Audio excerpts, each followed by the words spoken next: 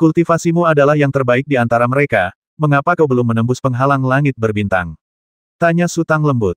Kakak senior bilang kalau dia naik ke Star Lord, dia nggak akan pernah bisa kembali ke panggung Evil Lord. Dang Yuntai menyela, kakak senior juga bilang ini fondasinya. Jadi, kita cuma bisa memperlambat kemajuan kita. Setelah semuanya beres, nggak akan terlambat untuk kembali mengasingkan diri. Sutang terdiam sejenak, lalu mengganti topik idemu untuk menanisir liga semacam ini bagus, tapi visimu terlalu terbatas. Kau tidak bisa menarik kesimpulan dari satu contoh ke contoh lainnya. Maksud guru, Heping segera bersemangat. Kita tidak hanya harus memberi mereka keuntungan, tetapi juga ketenaran dan kekuasaan, agar mereka lebih termotivasi, kata Sutang. Saat itu, pertempuran di alun-alun telah memasuki momen hidup dan mati. Pemuda dan lelaki tua itu bertarung mati-matian. Meskipun fluktuasi kekuatan spiritualnya lemah, amplitudonya sangat cepat. Sepertinya mereka telah mengerahkan seluruh kekuatan mereka. Jika satu pihak melakukan kesalahan, pihak lawan tidak mungkin menunjukkan belas kasihan. Kemungkinan besar akan ada korban dalam pertempuran ini. Ketenaran dan kekuasaan. Heping sedikit bingung. Kau benar-benar keras kepala. Sutang menggelengkan kepalanya. Benih spiritual platform Dewa Jahat tidak dapat menampung kultivator tingkat Dewa Bintang. Setelah dipromosikan menjadi Dewa Agung, mereka tidak bisa lagi masuk, tetapi mereka yang di dalam bisa keluar. Kau harus mencoba membangun sistem 39. Guru, tolong jelaskan lebih jelas. Saya tidak mengerti, kata Heping sambil tersenyum masam. Pertama, dirikan balai senat, dan perintahkan 3 tetua bersama-sama menangani urusan panggung penguasa jahat. Sutang berkata, generasi tetua pertama adalah kau, Gu Suifeng, dan Lei Nu. Lalu bagaimana? Tanya Heping. Di bawah senat, akan ada Dewan Tetua, yang akan memilih 9 tetua. Di bawah Dewan Tetua, akan ada perkumpulan persembahan, yang akan memilih 27 persembahan. Sutang berkata, masalah-masalah rutin akan ditangani oleh perkumpulan persembahan. Jika terjadi perselisihan, akan diputuskan melalui pemungutan suara. Jika jumlah suara yang mendukung atau menentang suatu usulan tidak mencapai 2/3, usulan tersebut akan dilaporkan kepada Dewan Tetua. Jika Dewan Tetua tidak dapat mencapai keputusan, usulan tersebut akan dilaporkan kepada Senat. Dengan begini, para tetua tidak perlu membuang-buang energi untuk hal-hal sepele. Lagi pula, kultivasi adalah hal terpenting. Sutang menambahkan, juara pertama kompetisi ini bisa langsung masuk ke aula ibadah, tetapi hanya untuk jemaat eksternal. Mereka bisa menikmati semua manfaat jemaat, tetapi tidak punya hak pilih. Jika salah satu dari kalian bertiga dipromosikan menjadi Star Lord, posisi yang kosong dapat diisi oleh para tetua. Biarkan mereka memilihnya sendiri. Sutang berhenti sejenak, dan posisi tetua yang kosong dapat diisi dengan memilih salah satu dari perkumpulan penyembahan. Dengan cara ini, kita dapat perlahan-lahan membentuk inti. Heping mendengarkan dengan saksama. Hal-hal ini terdengar sederhana, tetapi Heping berasal dari latar belakang sederhana dan tidak memiliki pengalaman di bidang ini. Sangat mustahil baginya untuk membangun sistem manajemen yang lengkap sendirian. Ia tidak tahu bagaimana memulainya. Sutang telah menyerap terlalu banyak pengetahuan, dan sekarang otaknya bekerja sangat cepat, sehingga ia dapat melakukan semuanya dengan mudah. Kalau kamu mau mengelola Xie Juntai dengan baik, kenapa kamu harus tetap di Xie Juntai? Kata Sutang, kamu harus lebih fleksibel dalam berpikir ke depannya. Kalaupun kamu tidak bisa masuk dari luar, kamu bisa memanggil para tetua untuk rapat setiap 3 hari. Ini rapat kecil. Setelah 3 atau 4 kali, panggil semua tetua lagi. Ulangi ini beberapa kali, dan akhirnya adakan rapat besar, dan semua jemaat harus berpartisipasi. Dengan begini, tidak ada yang bisa disembunyikan darimu di teras penguasa jahat, dan kau akan selalu punya kesempatan untuk mendengar berbagai suara, kata Sutang, tapi kau harus berhati-hati dalam mengelola situasi dan jangan biarkan satu tetua atau sekelompok kecil tetua menjadi terlalu berkuasa. Kau bahkan bisa langsung memberhentikan kandidat yang mereka ajukan. Namun, ini sebaiknya hanya dilakukan sesekali. Jika kau melakukannya terlalu sering, keseimbangan di teras penguasa jahat akan benar-benar terganggu, dan kerugiannya akan lebih besar daripada manfaatnya. Mengapa kerugiannya lebih besar daripada keuntungannya? Tanya Heping, aku hanya bisa memastikan kesetiaan mereka jika aku bisa mengendalikan mereka sepenuhnya. Begini saja, kau seharusnya memperlakukan para kultivator di teras penguasa jahat seperti bayi yang baru lahir, kata Sutang. Lindungi mereka dengan saksama dan ajari mereka cara mencari nafkah, tetapi jangan biarkan mereka tersesat. Bagaimana mereka memilih untuk berkultivasi adalah urusan mereka sendiri, jadi jangan ikut campur. Jika mereka harus bergantung padamu untuk segalanya, maka paling banter mereka akan menjadi guk-guk yang mengibas-ngibaskan ekor dan memohon belas kasihan. Di sini, mereka bisa menggunakan pengaruhmu untuk menindas orang lain, tetapi jika mereka keluar, mereka akan sia-sia. Ini pertama kalinya Su Tang mengajari He Ping caranya mempekerjakan orang. Beberapa kata yang ia gunakan memang terdengar kurang enak didengar, tetapi itulah kenyataannya, dan He Ping tercengang mendengarnya. Dan yang kita butuhkan bukanlah guk-guk, melainkan serigala. Su Tang melanjutkan, jika kau selalu mengendalikan mereka, taring mereka takkan pernah tumbuh. Jika wilayah spiritualku satu-satunya di wilayah bintang, itu akan baik-baik saja. Semakin bodoh dan patuh mereka, semakin stabil tempat ini. Tapi, sekte kultivator bukanlah satu-satunya di dunia ini. Apakah kau ingin mereka menjadi guk-guk yang patuh namun tak kompeten, yang hanya akan dibantai di dunia luar, atau membiarkan mereka menjadi serigala liar yang mampu menunjukkan keahlian mereka di wilayah bintang? Kau hanya bisa memilih salah satu dari keduanya. He Ping terdiam cukup lama, lalu berkata lembut, Guru, saya mengerti. Ini seperti petani yang menanam gandum di ladang. Gandum membutuhkan perawatan yang cermat, air, irigasi, dan pupuk. Jika lingkungan memburuk sedikit saja, gandum tidak akan tumbuh dengan baik. Jika Anda menanam bibit gandum di alam liar, mereka tidak akan bertahan hidup karena tidak mampu bersaing dengan gulma. Mereka menjadi terlalu bergantung pada perawatan petani, dan mereka telah lama kehilangan ketahanan yang diberikan oleh alam. Itulah kenyataannya. Su Tang tersenyum. Sebenarnya, ada beberapa hal yang membuatku kurang puas dengan apa yang kau lakukan kali ini. Kau bisa melakukan yang lebih baik, tapi aku tidak menyalahkanmu. Ini hanya akan membuatmu menghabiskan banyak energi untuk mencoba memahami karakterku. Saat itu tiba, bahkan jika kau melakukan segalanya untuk memuaskanku, kau akan kehilangan sifat aslimu. Saya mengerti, Guru. He Ping menarik napas panjang. Pada saat ini, tiba-tiba terdengar teriakan dari alun-alun, bercampur dengan jeritan. Su Tang dan yang lainnya menoleh dan melihat lelaki tua itu telah menjatuhkan lawannya ke tanah. Ada luka yang dalam di leher pemuda itu, dan hanya sedikit otot yang tersisa di antara kepala dan tubuhnya. Jelas bahwa ia tidak akan selamat. Ji Hao Hao juga menyaksikan pertempuran itu. Para biksu di sekitarnya bersorak, dan sekelompok biksu melompat dari sisi yang berlawanan, berteriak dan menyerbu ke arah lelaki tua itu. Ji Hao Hao melambaikan tangannya dengan santai, dan para biksu di sekitarnya mengeluarkan senjata mereka dan mengepungnya. Liga ini sebaiknya tidak diadakan terlalu sering. 3-5 tahun sekali tidak masalah. Jangan khawatir tentang korban. Bau darah akan menginspirasi mereka untuk berjuang. Su Tang berkata, mulai sekarang, urusan Xie Juntai akan diserahkan kepadamu. Jika kamu memiliki pertanyaan atau ragu, mintalah saran dari para senior. Baik, Guru, saya mengerti, kata He Ping perlahan. Kompetisi tetaplah kompetisi. Kalau tak sanggup kalah, jangan ikut. Su Tang mengalihkan pandangannya ke bawah. Ini juga kesempatanmu untuk menunjukkan kewibawaanmu. Jangan khawatir dulu. Siapapun yang berani mengambil langkah pertama akan ditindak tegas. Sekalipun rencanamu bagus, jangan menunjukkan belas kasihan. Sebenarnya, ketika Su Tang mengucapkan kata-kata ini, dia sudah menduga bahwa dengan kecerdikan dan pengalaman Ji Hao Hao, dia pasti tidak akan memberi siapapun kesempatan untuk mengkritiknya. Benar saja, para biksu di bawah Ji Hao Hao tidak menyerang pihak lawan, melainkan hanya melindungi rekan-rekan mereka dan perlahan mundur. Namun, mereka mengumpat keras saat mundur, dan para biksu di pihak lawan pun murka dan mendekati Ji Hao Hao selangkah demi selangkah. Aku masih ada urusan lain, kata Su Tang. Setelah kau selesai mengurus ini, kembalilah dan temui aku. Guru, jangan khawatir, saya tahu apa yang harus dilakukan, kata He Ping. Sosok Su Tang melintas dan menghilang dari tempatnya. Dang Yuntai berhenti dan berseru, Kakak, guru belum memberitahu kita tentang kursi kosong untuk persembahan. Di mana kita harus mengisinya? Omong kosong, tentu saja kami akan memilih dari antara para buai gongfu. He Ping berkata, apakah kau ingin mereka menjadi buai seumur hidup? Pada saat ini, konflik akhirnya pecah di alun-alun. Wajah He Ping berubah dan ia berbisik, ikuti aku. Su Tang kembali ke puncak terpencil dan mengitari pohon kuno itu beberapa kali. Setelah tidak menemukan sesuatu yang aneh, ia menggunakan pedang ajaibnya untuk menggali tanah di puncak terpencil itu dan mengeluarkan semua kotak yang ia sembunyikan di dalamnya. Dengan sedikit kekuatan spiritualnya, Su Tang muncul di luar panggung Raja Jahat. Helan Fei Qiong, Si Xiaoru, Si Kong Chuo, dan yang lainnya masih mengobrol di sana, sementara Wen Xiang duduk di pohon besar di kejauhan, memejamkan mata untuk beristirahat. Su Tang melayang turun di samping Wen Xiang. Wen Xiang merasakan gerakan, mendongak dan melihat Su Tang. Ia tersenyum dan berkata, kenapa kau repot-repot mencariku? Aku menyimpan ini untukmu. Su Tang mengeluarkan kotak-kotak kecil itu. Kotak-kotak ini berisi energi kematian yang sangat aneh, yang pasti sangat berguna untukmu.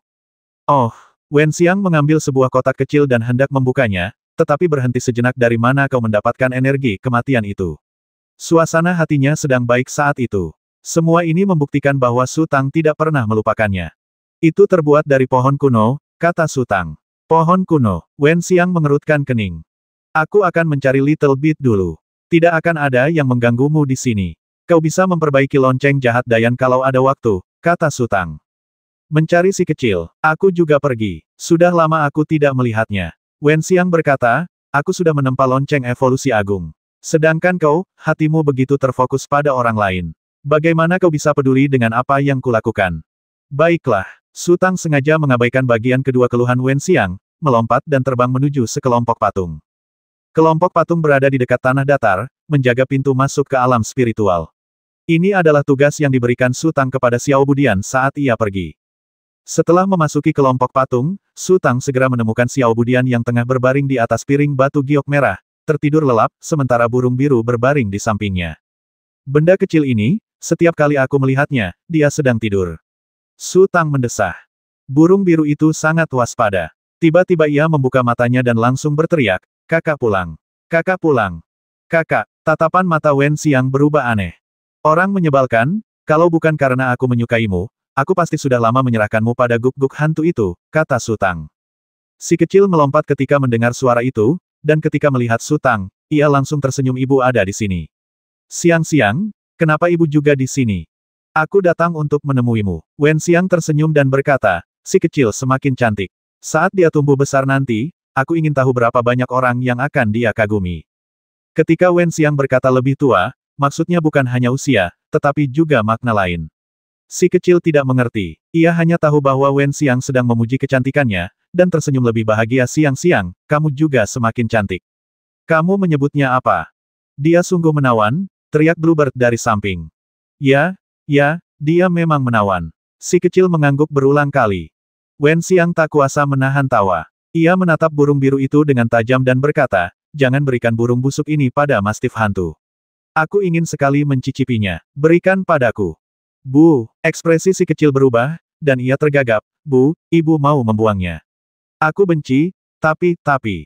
Aku cuma bercanda. Su Tang tersenyum, lalu mengeluarkan segenggam kristal suci dari cincinnya. Apa kau sudah menghabiskan semua yang kuberikan terakhir kali? Aku akan memberimu lagi. Kau tak pernah tahu kapan aku akan pergi lagi. Sebelum Little Bit sempat mengambilnya, token giok merah itu tiba-tiba melayang, menjatuhkan Little Bit dan Bluebird ke tanah. Kemudian, token giok itu terbang menuju telapak tangan Su Tang. Su Tang bereaksi secara naluriah dan mengetuk token giok merah itu dengan jarinya. Ujung jarinya dan token giok itu bertabrakan, menghasilkan suara berkicau yang nyaring. Token giok itu terpental puluhan meter jauhnya. Pada saat ini, patung-patung di sekitarnya bereaksi dan perlahan berbalik ke arah Su Tang. Wen Xiang tidak tahu apa yang sedang terjadi, tetapi Su Tang telah melihat kekuatan formasi pembasmi kejahatan kuno. Wajahnya berubah dan pikiran jahat tiba-tiba muncul di hatinya. Jika token giok itu akan melahap tuannya hanya karena jari ini, maka terlepas dari apakah si kecil akan sedih atau tidak, ia akan menemukan cara untuk menghapus kesadaran token giok itu. Apa itu? Wen Xiang menatap patung-patung di sekitarnya dengan heran. Itu formasi pembasmi kejahatan kuno, kata Su Tang lembut. Saat itu, patung-patung itu berhenti bergerak, dan si kecil tiba-tiba berteriak, Bu, katanya ibu punya energi naga. Benarkah ibu? Omong kosong, orang lain masih akan merindukanmu. Apa mereka akan mengirimimu makanan lezat saat kau kembali? Su Tang merasa sangat keras kepala. Iya, Bu, jangan gegabah. Kalau ibu lakukan lagi, ibu pukul ibu, teriak si kecil ke arah piring giok merah. Piring giok merah itu terbang kembali dan mendarat di sebelah Xiao Budian. Piring itu tampak sedang mengamati Su Tang. Setelah beberapa saat, piring itu terbatuk beberapa kali ke arah Xiao Budian. Bu, katanya dia juga mau makan. Si kecil berkata, dia juga bilang dia cuma bisa bantu ibu jaga pintu kalau sudah kenyang. Mengetahui bahwa masalah itu disebabkan oleh energi naga, Su Tang merasa lega. Ia kemudian mengeluarkan segenggam kristal ilahi dari cincin penyimpanan dan menumpuknya di depan Xiao Budian. Kristal kesadaran ilahi tidak banyak, hanya membentuk dua menara pasir kecil, tetapi volumenya lebih besar daripada volume Little Dot dan token giok merah. Sebelum Little Dot sempat bergerak, token giok merah telah menembus kristal kesadaran ilahi, dan kemudian menara pasir kecil itu runtuh ke dalam dengan kecepatan yang dapat dilihat dengan mata terbuka. Dalam waktu kurang dari beberapa tarikan napas, menara pasir kecil itu lenyap sepenuhnya. Gadis kecil itu baru saja mengambil kristal pikiran ilahi dan menatap token giok merah itu dengan tatapan sinis. Karena sudah lama bersama, ia sudah tahu seperti apa token giok itu. Benar saja, piring giok merah itu berdiri dan menyelidiki kristal spiritual si kecil sedikit demi sedikit, tetapi ia ketakutan oleh tatapan mata si kecil yang senyata sebuah substansi, dan tubuhnya menjadi kaku lagi, dan perlahan-lahan ia mundur untuk waktu yang lama. Kau pintar, si kecil berkata, aku pernah menyelamatkanmu sebelumnya, dan itu menghabiskan banyak energi spiritualku. Aku bahkan bisa kehilangan jutaan tahun hidupku. Kau benar-benar brengsek kalau masih mencoba mencuri barang-barangku. Lagi pula, aku bosnya. Kalau aku bersedia memberikannya padamu, itu hadiahku. Kalau aku tidak memberikannya padamu, kau tidak bisa berbuat apa-apa lagi. Itu namanya pengkhianatan dan pengkhianatan tingkat tinggi. Token giok yang tadinya berdiri tegak, tiba-tiba miring sedikit ke belakang, lalu jatuh dengan suara dentuman keras. Si kecil berkata dengan marah, siapa yang mengomeliku? Coba ulangi, kalau berani. Apa, kamu tidak punya biji? Ekspresi si kecil tiba-tiba menjadi sedikit bingung. Lalu ia menatap Su Tang dan berkata dengan sangat serius, Bu, apa sebenarnya biji itu? Ini, Su Tang bingung. Apakah dia perlu memberi si kecil pelajaran fisiologi dan kebersihan? Saat itu, burung biru itu berteriak, mana punyaku? Mana punyaku? Kita sepakat berbagi suka duka bersama. Minggir, teriak si kecil dengan kasar. Ia selalu sangat protektif terhadap makanannya. Saat berada di puncak Qianqi, ia akan memetik banyak buah setiap kali ia tidak ada kegiatan. Bahkan jika ia meninggalkannya di sana, ia tidak akan membiarkan siapapun menyentuhnya kecuali ia bersedia memberikannya kepada mereka. Belalang perak mutan itu telah menderita pukulan yang tak terhitung jumlahnya karena hal ini. Kalau kamu tidak mau mundur, Ting Mahadewa di sini dan bermainlah dengan si kecil. Su Tang menoleh ke Wen Xiang dan berkata, aku perlu mencari tempat yang tenang. Pergilah, kata Wen Xiang. Hal-hal itu sangat penting bagimu. Su Tang tersenyum. Setelah itu, Su Tang kembali ke puncak terpencil di teras Dewa Jahat dan duduk bersila di bawah pohon kuno. Kemudian, ia mengeluarkan catatan pembasmi ibel. Sosok Pangeran ke-6 Gongfu telah meredup. Catatan pembasmi ibel secara khusus digunakan untuk mengekstrak energi spiritual ibel. Sehebat apapun Pangeran ke-6 Gongfu, begitu ia memasuki catatan pembasmi ibel, seluruh kekuatannya akan tersegel dan ia akan menjadi mangsa. Su Tang mengerahkan pikirannya, dan setiap kali ia menarik napas, cahaya keemasan akan muncul di catatan pembantai ibel. Kemudian, cahaya keemasan itu akan memasuki tubuhnya bersama napasnya. Setelah mengulanginya selama lebih dari 10.000 tarikan napas, cahaya keemasan pada catatan pembantai ibel telah diserap sepenuhnya oleh Su Tang. Halaman-halamannya kembali ke warna putih aslinya, dan sosok Pangeran ke-6 Gongfu semakin redup. Su Tang tidak bergerak. Ia terus menggunakan kekuatan spiritualnya untuk mengendalikan catatan pembasmi ibel. Kekuatan spiritual dari Pangeran ke-6 Gongfu diremas menjadi untayan-untayan, perlahan-lahan memenuhi halaman-halamannya. Sungguh menyedihkan seorang pangeran bermartabat dari naga sejati telah jatuh ke kondisi seperti itu, tetapi seperti kata pepatah, ada penakluk untuk segala sesuatu, dan catatan pembasmi ibel dapat mengendalikan ibel. Belum lagi Pangeran ke-6 Gongfu belum didewakan, bahkan pangeran-pangeran lain yang telah didewakan pun tidak akan dapat menentukan hidup dan mati mereka sendiri selama mereka memasuki catatan pembasmi ibel. Su Tang menenangkan diri dan terus mengalirkan pikiran spiritualnya. Setelah hampir setengah bulan, sosok Pangeran ke-6 Gongfu hampir menghilang. Baru setelah itu Su Tang melepaskannya. Ia menyerap bagian terakhir dari pikiran spiritual Yu Jing dan menyimpan catatan pembasmi ibel. Ia kemudian mengeluarkan kristal pikiran spiritual peninggalan Pangeran pertama Ciwen. Energi spiritual Pangeran ke-6 Gongfu dan kristal spiritual Pangeran pertama Ciwen dipenuhi energi naga. Su Tang ingin tahu perubahan apa yang akan terjadi ketika jiwa sejati menyerap seluruh energi naga. Di dalam otak Su Tang, jiwa sejati masih berenang bebas. Jejak energi naga berkumpul dan berubah menjadi ribuan titik cahaya, langsung menuju jiwa sejati. Jiwa sejati adalah leluhur energi naga. Mereka berasal dari asal yang sama dan sama sekali tidak membutuhkan kendali Su Tang. Selama titik cahaya mendekati jiwa sejati, energi itu akan diserap sepenuhnya. Bayangan naga raksasa itu semakin jelas, tetapi ukurannya tidak berubah. Pikiran-pikiran suci yang memasuki otaknya akan diserap oleh hutan yang tak berujung. Lapisan demi lapisan energi spiritual yang hampir cair perlahan menguap dan bergulung-gulung seperti ombak.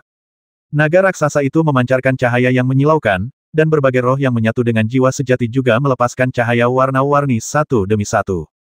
Setelah waktu yang tidak diketahui, Su Tang perlahan membuka matanya. Otaknya sudah dipenuhi energi spiritual, dan kekuatan mental serta fisiknya jelas berada di puncaknya. Su Tang mengangkat tangannya dan mengaktifkan pedang ajaib itu. Awalnya ia ingin menguji seberapa kuat pedang ajaib itu, tetapi tiba-tiba ia merasakan sesuatu. Serpihan memori yang tak terhitung jumlahnya muncul di otaknya, yang seharusnya berisi tentang Pangeran ke-6 Gongfu. Namun, serpihan memori itu terlalu rumit dan kecil, sehingga ia tidak dapat memilah informasi yang berguna untuk saat ini.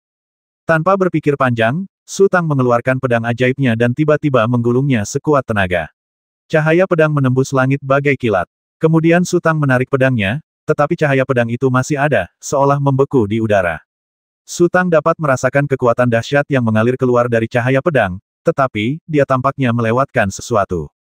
Awalnya dia ingin keluar jalan-jalan lalu kembali lagi untuk meneruskan latihan, tetapi saat itu juga dia berubah pikiran, duduk lagi, dan perlahan-lahan menutup matanya. Su Tang telah kehilangan Purple Mansion-nya. Dalam situasi ini, apalagi meningkatkan kemajuannya, bahkan menyelamatkan nyawanya pun menjadi sangat sulit. Ia harus mendapatkan dukungan dari kristal-kristal suci yang tak terhitung jumlahnya, atau abu suci. Setelah sumber dayanya habis, ia pasti akan mati. Namun, ia jelas merasakan kemajuannya. Jiwa sejati di otaknya menyerap terlalu banyak energi spiritual, dan akibatnya, sisik-sisik yang tak terhitung jumlahnya yang menyelimuti tubuh naga itu mulai berbentuk kristal. Ia tahu bahwa efek terpenting dari kenaikan pangkatnya dari seorang bangsawan agung menjadi penguasa langit berbintang adalah kesadaran ilahi di rumah ungunya telah terkondensasi dari pecahan kristal menjadi bola kristal. Bola itu disebut pil ilahi, juga disebut pil ungu. Dia tidak memiliki istana ungu, tetapi jiwa sejatinya telah mulai mengkristal. Apa artinya ini? Mungkinkah jiwa sejati dapat menggantikan istana ungu? Apakah naga sejati kuno memiliki istana ungu? Memikirkan pertanyaan ini, jantung Su Tang tiba-tiba berhenti. Setelah lebih dari 2 bulan bermeditasi, Su Tang akhirnya terbangun dari meditasinya.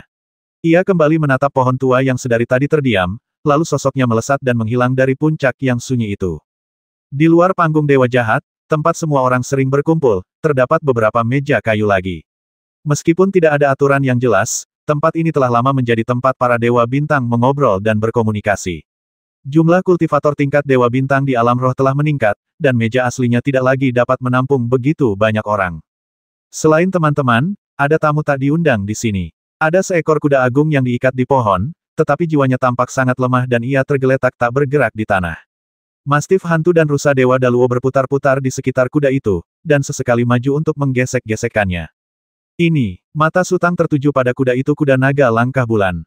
Guru, aku tidak menyangka kau juga mengenalinya. Ronghua dan Rongsheng, saudara laki-laki yang duduk di samping, tertawa. Omong kosong, aku hampir terbasmi oleh binatang buas ini, kata Su Tang.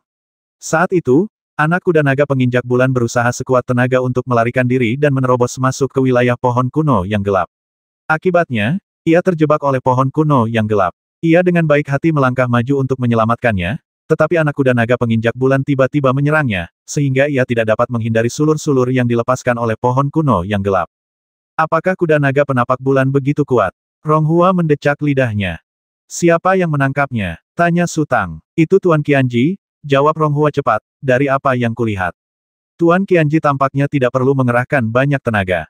Di mana Qianji? Su Tang bertanya lagi. Aku mengajak adikku keluar. Sudah sekitar 7 atau 8 hari, kata Ronghua, dia belum kembali. Kakak, aku sudah bilang berkali-kali, tapi kau tak mau mendengarkan. Seharusnya kau memanggilnya penguasa gunung dan laut, bisik Rongsheng dari samping. Aduh, aku selalu lupa, dan aku sudah terbiasa, kata Ronghua buru-buru. Su Tang melihat sekeliling dan bertanya, tidak ada satupun temanku yang kembali. Mereka sudah lama kembali, tapi mereka tidak bisa tinggal lama, kata Ronghua, Master Sekte, Anda sudah lama mengasingkan diri, hampir beberapa bulan. Di mana mereka sekarang? Tanya Su Tang. Mereka bergantian mengajak beberapa lansia berjalan-jalan, seolah-olah ingin mereka mengenal situasi di lapangan bintang, kata Ronghua. Su Tang melangkah maju perlahan. Ketika ia melewati anak kuda naga penginjak bulan, anak kuda naga penginjak bulan itu sepertinya mengenali Su Tang dan mundur dengan takut-takut. Tuan Qianji ingin memberikan anak kuda naga penginjak bulan ini kepada saudaraku, bukan, kepada Dewa Bintang Pegunungan dan Lautan, kata Ronghua. Oh, Su Tang duduk di kursi dan mengganti topik, kalian berdua belum pernah keluar. Dengan kami berdua, para kultivator, sebaiknya kami menunggu sedikit lebih lama. Ronghua tersenyum kecut. Saat pertama kali mereka keluar, mereka dilindungi oleh Dewa Seribu Kesengsaraan. Ketika mereka kembali, semua orang terluka. Jika kami mungkin tidak akan bisa kembali. Su Tang hendak melanjutkan pertanyaannya ketika tiba-tiba ia merasakan fluktuasi kekuatan spiritual Wen Xiang. Ia mengalihkan pandangannya dan melihat Wen Xiang berjalan ke arahnya bersama beberapa orang. Su Tang tertegun sejenak, lalu berdiri sambil tersenyum. Wei Seng, lama tidak bertemu. Tetua Sang, Tetua Fan, apa kabar? Pemuda tampan yang membawa gukin di punggungnya di samping Wen Xiang tak lain adalah Wei Qilu, salah satu ibel besar di altar ibel. Dua orang di belakangnya adalah Sang Tianliang dan Fan He, dua sakti Laut Hijau.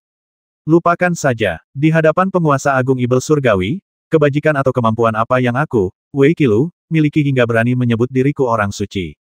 Wei Qilu tersenyum kecut dan berkata, jika penguasa agung masih ingat persahabatan kita di masa lalu, panggil saja aku Wei Tua. Aku bukan orang yang melupakan asal-usulku. Saat aku dalam kesulitan, Wei Seng, kau selalu menuruti permintaanku.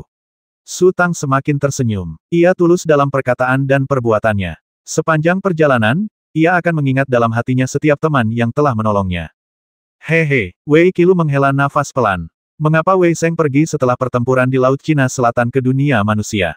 Awalnya aku ingin mengundang beberapa dari kalian ke Xie Juntai, kata Su Tang. Pangeran dikelilingi oleh orang-orang berbakat dan tidak membutuhkan sedikit dari kami. Namun, Yang Mulia Wen tidak memiliki kultivator yang mampu mempertahankan panggung, jadi kami tetap tinggal, kata Wei Qilu. Sebenarnya, Wei Qilu hanya berbasa-basi. Setelah pertempuran di Laut Cina Selatan, banyak kultivator di dunia manusia berkumpul di panggung Dewa Jahat, termasuk para tetua puncak Qianqi, keluarga Sue, dan beberapa ibel besar dari altar Dewa Ibel. Terlalu banyak kultivator yang luar biasa. Berdasarkan prinsip lebih baik menjadi kepala ayam daripada ekor sapi, mereka memilih untuk pergi ke Wen Xiang. Mereka sama sekali tidak bisa menunjukkan kemampuan mereka di depan Su Tang, tetapi Wen Xiang sangat membutuhkan bantuan. Namun, mereka tak pernah menyangka bahwa beberapa dekade kemudian, hasil dari kedua pilihan itu akan sangat berbeda. Banyak kultivator yang mengikuti Su Tang telah dipromosikan menjadi Star Lord, sementara mereka masih terjebak di ambang Great Sage dan tak pernah bisa menembusnya. Terakhir kali Su Tang memasuki alam roh lonceng kematian, Wei Qilu dan dua orang lainnya masih menyendiri di dekat kolam dingin, dan mereka tidak sempat bertemu. Kemudian, ketika mereka mendengar Wen Xiang bercerita tentang situasi terkini di panggung Dewa Jahat, mereka tak bisa lagi diam dan meminta Wen Xiang untuk mengajak mereka bertemu teman-teman lama mereka. Tentu saja, mereka juga menyimpan beberapa harapan kecil di hati mereka. Wei Seng, Tuan Sang, dan Tuan Fan, silakan duduk di sini, kata Su Tang, lalu mengulurkan tangan untuk memberi ruang. Melihat ini, Rong Hua dan Rong Sheng bersaudara pamit dan meninggalkan tempat duduk mereka. Wei Qilu dan dua orang lainnya berjalan menuju tempat duduk mereka, tampak sedikit ragu, seolah-olah Wen Xiang sudah memberitahu mereka peraturan di sini dan bahwa tempat duduk di sini bukan untuk mereka duduki. Pada saat ini, beberapa sosok keluar dari formasi spiritual di bawah panggung Dewa Jahat, dan menyerbu ke arah mereka dengan hembusan angin yang mencurigakan. Xiao Wei, seru salah satu sosok itu. Su Tang melihat ke sana dan melihat Fang Yize, Ding Hai Xingjun dan yang lainnya, dan orang yang berbicara adalah ibel besar Ning Sanqi. Melihat teman lamanya, Wei Qilu tampak sangat gembira, tetapi ragu sejenak. Aku ingin tahu apa gelar kerajaanmu. Kenapa kau pamer padaku? Mana gelar Junmu? Ning Sanqi tersenyum dan mendarat di depan Wei Qilu. Ia mengulurkan tangannya dan meninju Wei Qilu. Kemana saja kau selama ini? Saya pernah ke sini bersama Yang Mulia Wen, kata Wei Qilu. Ada apa? Dia bicaranya malu-malu. Kemana Xiao Wei yang gagah itu? Ning Sanqi mengerutkan kening. Wei Qilu terbatuk. Sudah lama sekali sejak terakhir kali kita bertemu. Aku merasa agak aneh. Aku tidak tahu harus berkata apa. Santailah sedikit dan anggap kami sebagai teman, tanya Ning San penasaran. Kapan kamu dan Xiao Wei berteman? Hua Xijue berkata dengan nada sinis. Meskipun kita pernah berdebat dan bertengkar sebelumnya, tapi... Ning Sanqi berhenti sejenak dan mendesah, berapa banyak teman lamaku yang tersisa hari ini. Mungkin beberapa tahun lagi, teman-temanku akan semakin sedikit. Jadi, aku masih cukup senang bertemu Xiao Wei. Bah, mulutmu benar-benar menyebalkan. Si Kong Chuo mengerutkan kening, lalu menatap Wei Qilu. Ayo kita ikuti aturannya. Ning Tua adalah penguasa bintang cahaya terbang, Hua Tua adalah penguasa bintang telapak ibel, dan aku, panggil saja aku Yan Hua. Ayo, kita duduk dan bicara, kata Hua Xijue. Sepertinya ini bukan tempat yang cocok untuk seorang kultivator sepertiku. Wei Qilu tersenyum getir lagi. Bahkan Raja Ibel Agung menganggapmu sebagai teman, jadi mengapa kau tidak berani duduk? Tanya Hua Xijue.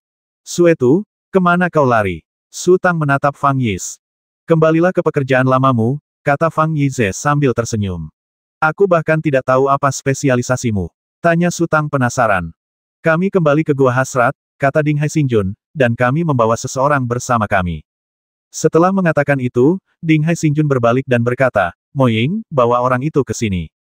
Ada sebuah karung yang terbungkus bayangan penguasa bintang bayangan Ibel. Ia melayang mendekat dan melemparkan karung itu ke samping. Penguasa bintang Ding Hai membungkuk, membuka ikatan karung itu, lalu mengayunkannya dengan keras, dan seseorang berguling keluar dari karung itu. Sutang mengamati dengan saksama dan terkejut. Ternyata itu adalah Dewa Bintang Nirvana yang telah menempa baju sirah ajaib untuknya.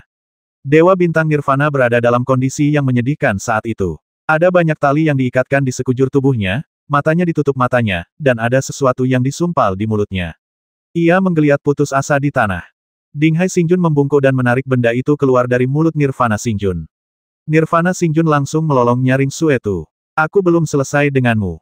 Nirvana Star-Lord, mohon pertimbangkan situasi saat berbicara. Fang Yize berjalan mendekat sambil tersenyum dan melepas penutup mata Nirvana Star-Lord sambil berkata, ini bukan lagi sarang hawa nafsu, melainkan wilayah saudara-saudara kami. Jika kau benar-benar membuat kami marah, kami bisa menenggelamkanmu hidup-hidup hanya dengan seteguk ludah. Bodoh amat John kau, aku sangat percaya padamu, dan kau malah berkomplot melawanku. Teriak Nirvana Star-Lord tanpa pikir panjang, lepaskan aku kalau berani. Ayo kita bertarung. Awalnya kami ingin meminta sesuatu padamu, tapi kami tahu kau takkan pernah meninggalkan Gua Hasrat. Kami tak punya pilihan lain selain melakukan ini. Fang Yize berkata, tenanglah. Aku akan minta maaf padamu dulu. Kau memohon padaku. Aku tidak bisa membantumu, aku hanya. Lupakan saja, serahkan saja padaku. Aku akan membuatnya berperilaku baik. Tiba-tiba, Raja Bintang Bayangan Ibel menyela. Raungan Nirvana Star-Lord tiba-tiba berhenti. Jelas ia sedikit khawatir tentang Demon Shadow Star-Lord. Nyatanya, ia salah. Jika mereka benar-benar ingin saling bermusuhan, Fang Yize jauh lebih ganas daripada Demon Shadow Star-Lord. Hanya saja ia membutuhkan Nirvana Star-Lord untuk sesuatu saat ini, jadi ia merendahkan posturnya. Fang Yize melempar topeng mata Nirvana Star-Lord ke samping. Nirvana Star-Lord mencoba menoleh dan melihat sekeliling. Ketika melihat Sutang, ia tertegun sejenak, lalu menunjukkan ekspresi sedih dan marah. Nirvana Star-Lord, kau seorang kultivator tua. Berhentilah bertingkah seperti anak kecil dan bicarakan baik-baik, oke. Kata Fang Yize, kalau kau mengangguk, aku akan melepaskan tali pengikat jiwamu. Sutang tak kuasa menahan diri untuk menatap Wen Xiang. Tali pengikat jiwa itu awalnya diberikan kepada Wen Xiang oleh Pangeran Tertua Ciwen. Kemudian, Pangeran Tertua Ciwen meninggal dunia dan tali pengikat jiwa itu telah ditempa oleh Wen Xiang. Bagaimana tali itu bisa jatuh ke tangan Fang Yize? Mata Nirvana Star-Lord berputar-putar, lalu dia mengangguk penuh semangat. Fang Yize mengulurkan tangannya, dan tali pengikat jiwa otomatis terlepas dari Nirvana Star-Lord. Nirvana Star-Lord tiba-tiba melompat, meregangkan tangan dan kakinya, lalu berbisik, apa yang kau inginkan? Sejujurnya, aku dan saudara-saudaraku baru saja meraup untung besar dan ingin mencarimu untuk memurnikan harta spiritual. Fang Yize berkata, tapi terlalu banyak harta spiritual yang harus dimurnikan. Menemukanmu di Gua Hasrat itu sulit, jadi kami hanya bisa membawamu ke sini. Nirvana Star-Lord, kami benar-benar tidak punya pilihan selain melakukan ini. Ding Hai Star-Lord melanjutkan, jangan khawatir, kami pasti tidak akan mengecewakanmu. Kami bahkan akan menggandakannya. Kau anggap aku bodoh. Nirvana Star-Lord tak kuasa menahan diri untuk mencibir, kalau kau punya Xuan Jizi, bukankah sama saja kalau kau datang ke Gua Hasrat untuk mencariku? Kau mengikatku di sini dan ingin aku bekerja untukmu tanpa bayaran, kan? Nirvana Star-Lord, kau terlalu meremehkan. Fang Yize berkata jujur saja, kami telah merampok urat mineral. Aku bisa mengambil keputusan dan memberimu harga 3 kali lipat. Urat mineral. Nirvana Star-Lord menggelengkan kepala dan mendesah, hanya kalian berani menyentuh urat mineral. Fang Yize mengangkat tangannya dan mengeluarkan sebuah kotak dari cincin itu, membukanya perlahan, lalu melemparkannya ke kaki Nirvana Star-Lord, lalu mengeluarkan kotak lainnya. Dewa Bintang Nirvana menatap dengan dingin. Ketika Fang Yize membuang beberapa kotak, ia masih bisa tetap tenang. Ketika Fang Yize telah membuang lusinan kotak dan menumpuknya, ia akhirnya tergerak. Ia buru-buru membungkuk, mengambil sebuah kotak secara acak, dan memeriksanya dengan saksama. Ketika ia melihat bahwa semuanya adalah Xuan Jizi asli, wajahnya menjadi muram. Bagaimana menurutmu, Tuan Nirvana, apakah kita tulus? Tanya Fang Yize. Maksudmu, 3 kali lipat harganya. Kata Nirvana Star-Lord kata demi kata. 3 kali. Oh, penguasa bintang pembantai darah, kenapa kau tidak memberitahuku lebih awal? Ekspresi penguasa bintang Nirvana berubah seperti membalik halaman buku, dan dalam sekejap mata, ia tersenyum ini benar-benar hampir menyebabkan kesalahpahaman besar. Sudah kubilang begitu, tapi kamu bilang kamu hanya ingin mundur dan tidak mau ambil urusan, kata Fang Yize. Tapi kau tidak bilang begitu. Nirvana Star-Lord mengangkat 3 jari. Lalu ia teringat sesuatu dan raut wajahnya berubah. Tungkuku. Di dalam mobil terbang, kata Fang Yize. Tapi semua biji yang kukumpulkan ada di Gua Hasrat. Bagaimana aku bisa memurnikan harta spiritual tanpa biji? Tanya Nirvana Star-Lord lagi. Penguasa bintang 4 laut akan segera datang. Dia sudah membeli banyak mineral, yang pasti cukup untukmu, kata Fang Yize. Memurnikan harta spiritual membutuhkan kristal ilahi, kan? Dari mana kamu mendapatkan kristal ilahi itu? Tanya Sutang penasaran. Fang Yize dan yang lainnya tampak agak aneh. Mereka bertukar pandang, lalu Fang Yize berkata, bukankah kalian mengumpulkan banyak harta spiritual di sumber matahari dan bulan? Kenapa kalian belum memeriksanya? Dia tidak punya waktu untuk memeriksanya, lanjut Wen Xiang, yang paling menyedihkan adalah aku, yang sudah tak sabar menunggu dividennya. Ya dewa, apa kau yang bertanggung jawab atas bencana di sumber matahari dan bulan? Nirvana Star-Lord terlonjak kaget. Berita bahwa sumber matahari dan bulan hancur telah menyebar ke seluruh penjuru bintang. Nirvana Star-Lord tidak pernah menyangka bahwa masalah ini sebenarnya berkaitan dengan Fang Yize dan yang lainnya. Itu bukan urusan kami, kata Fang Yize, kami sudah tahu sebelumnya bahwa aliansi Tiandao akan melancarkan serangan mendadak ke sumber matahari dan bulan, jadi kami bersembunyi di aula harta karun sumber matahari dan bulan sejak awal. Ketika kekacauan dimulai di luar, kami menjarah semua harta karun spiritual di aula harta karun. Ini benar-benar rezeki nomplok yang besar, gumam Nirvana Star-Lord, matanya penuh dengan rasa iri. Ayo, aku akan mengantarmu mencari tempat untuk meletakkan tungkumu, kata Fang Yize, lalu tersenyum dan mengedipkan mata pada Sutang. Fang Yize memimpin Dewa Bintang Nirvana memasuki hutan, diikuti oleh Dewa Bintang Bayangan Ibel dan Dewa Bintang Dinghai. Sutang memandang si Kong Chuo dan bertanya, Guru, apakah kalian semua akan pergi ke Gua Hasrat? Ya, si Kong Chuo mengangguk kali ini, bisa dibilang aku telah memperluas wawasanku. Ya, Ning Zanqi menghela napas. Kupikir setelah dipromosikan menjadi Star-Lord, aku akan bisa bepergian dengan bebas di berbagai wilayah bintang. Aku tidak menyangka, ternyata ada begitu banyak kultivator setingkat Star-Lord, tak terhitung jumlahnya. Kita ini apanya? Ning Zanqi hanya berbicara dari lubuk hatinya, dan dia tidak menyadari betapa buruknya dampak kata-kata ini terhadap Wei Qilu dan yang lainnya. Mereka bahkan tidak bisa menembus alam Dewa Bintang, jadi mereka bahkan tidak punya kualifikasi untuk mendesah. Kesadaran Sutang menjadi sangat lincah. Ekspresi Wei Qilu dan yang lainnya sedikit berubah, dan dia langsung mengerti. Wei Sheng, kalau kamu punya waktu luang, sekalian saja kamu pergi ke Xie Juntai untuk berlatih. Itu akan sangat bermanfaat untukmu, kata Sutang lembut. Ini, tidak terlalu bagus, kata Wei Qilu ragu-ragu. Yang disebut latihan ini adalah merebut kekuatan spiritual langit dan bumi untuk memperkuat diri. Jika mereka pindah ke panggung Dewa Jahat, para kultivator asli di panggung Dewa Jahat mungkin akan sangat tidak senang. Terlebih lagi, Wen Xiang merawat mereka dengan sangat baik.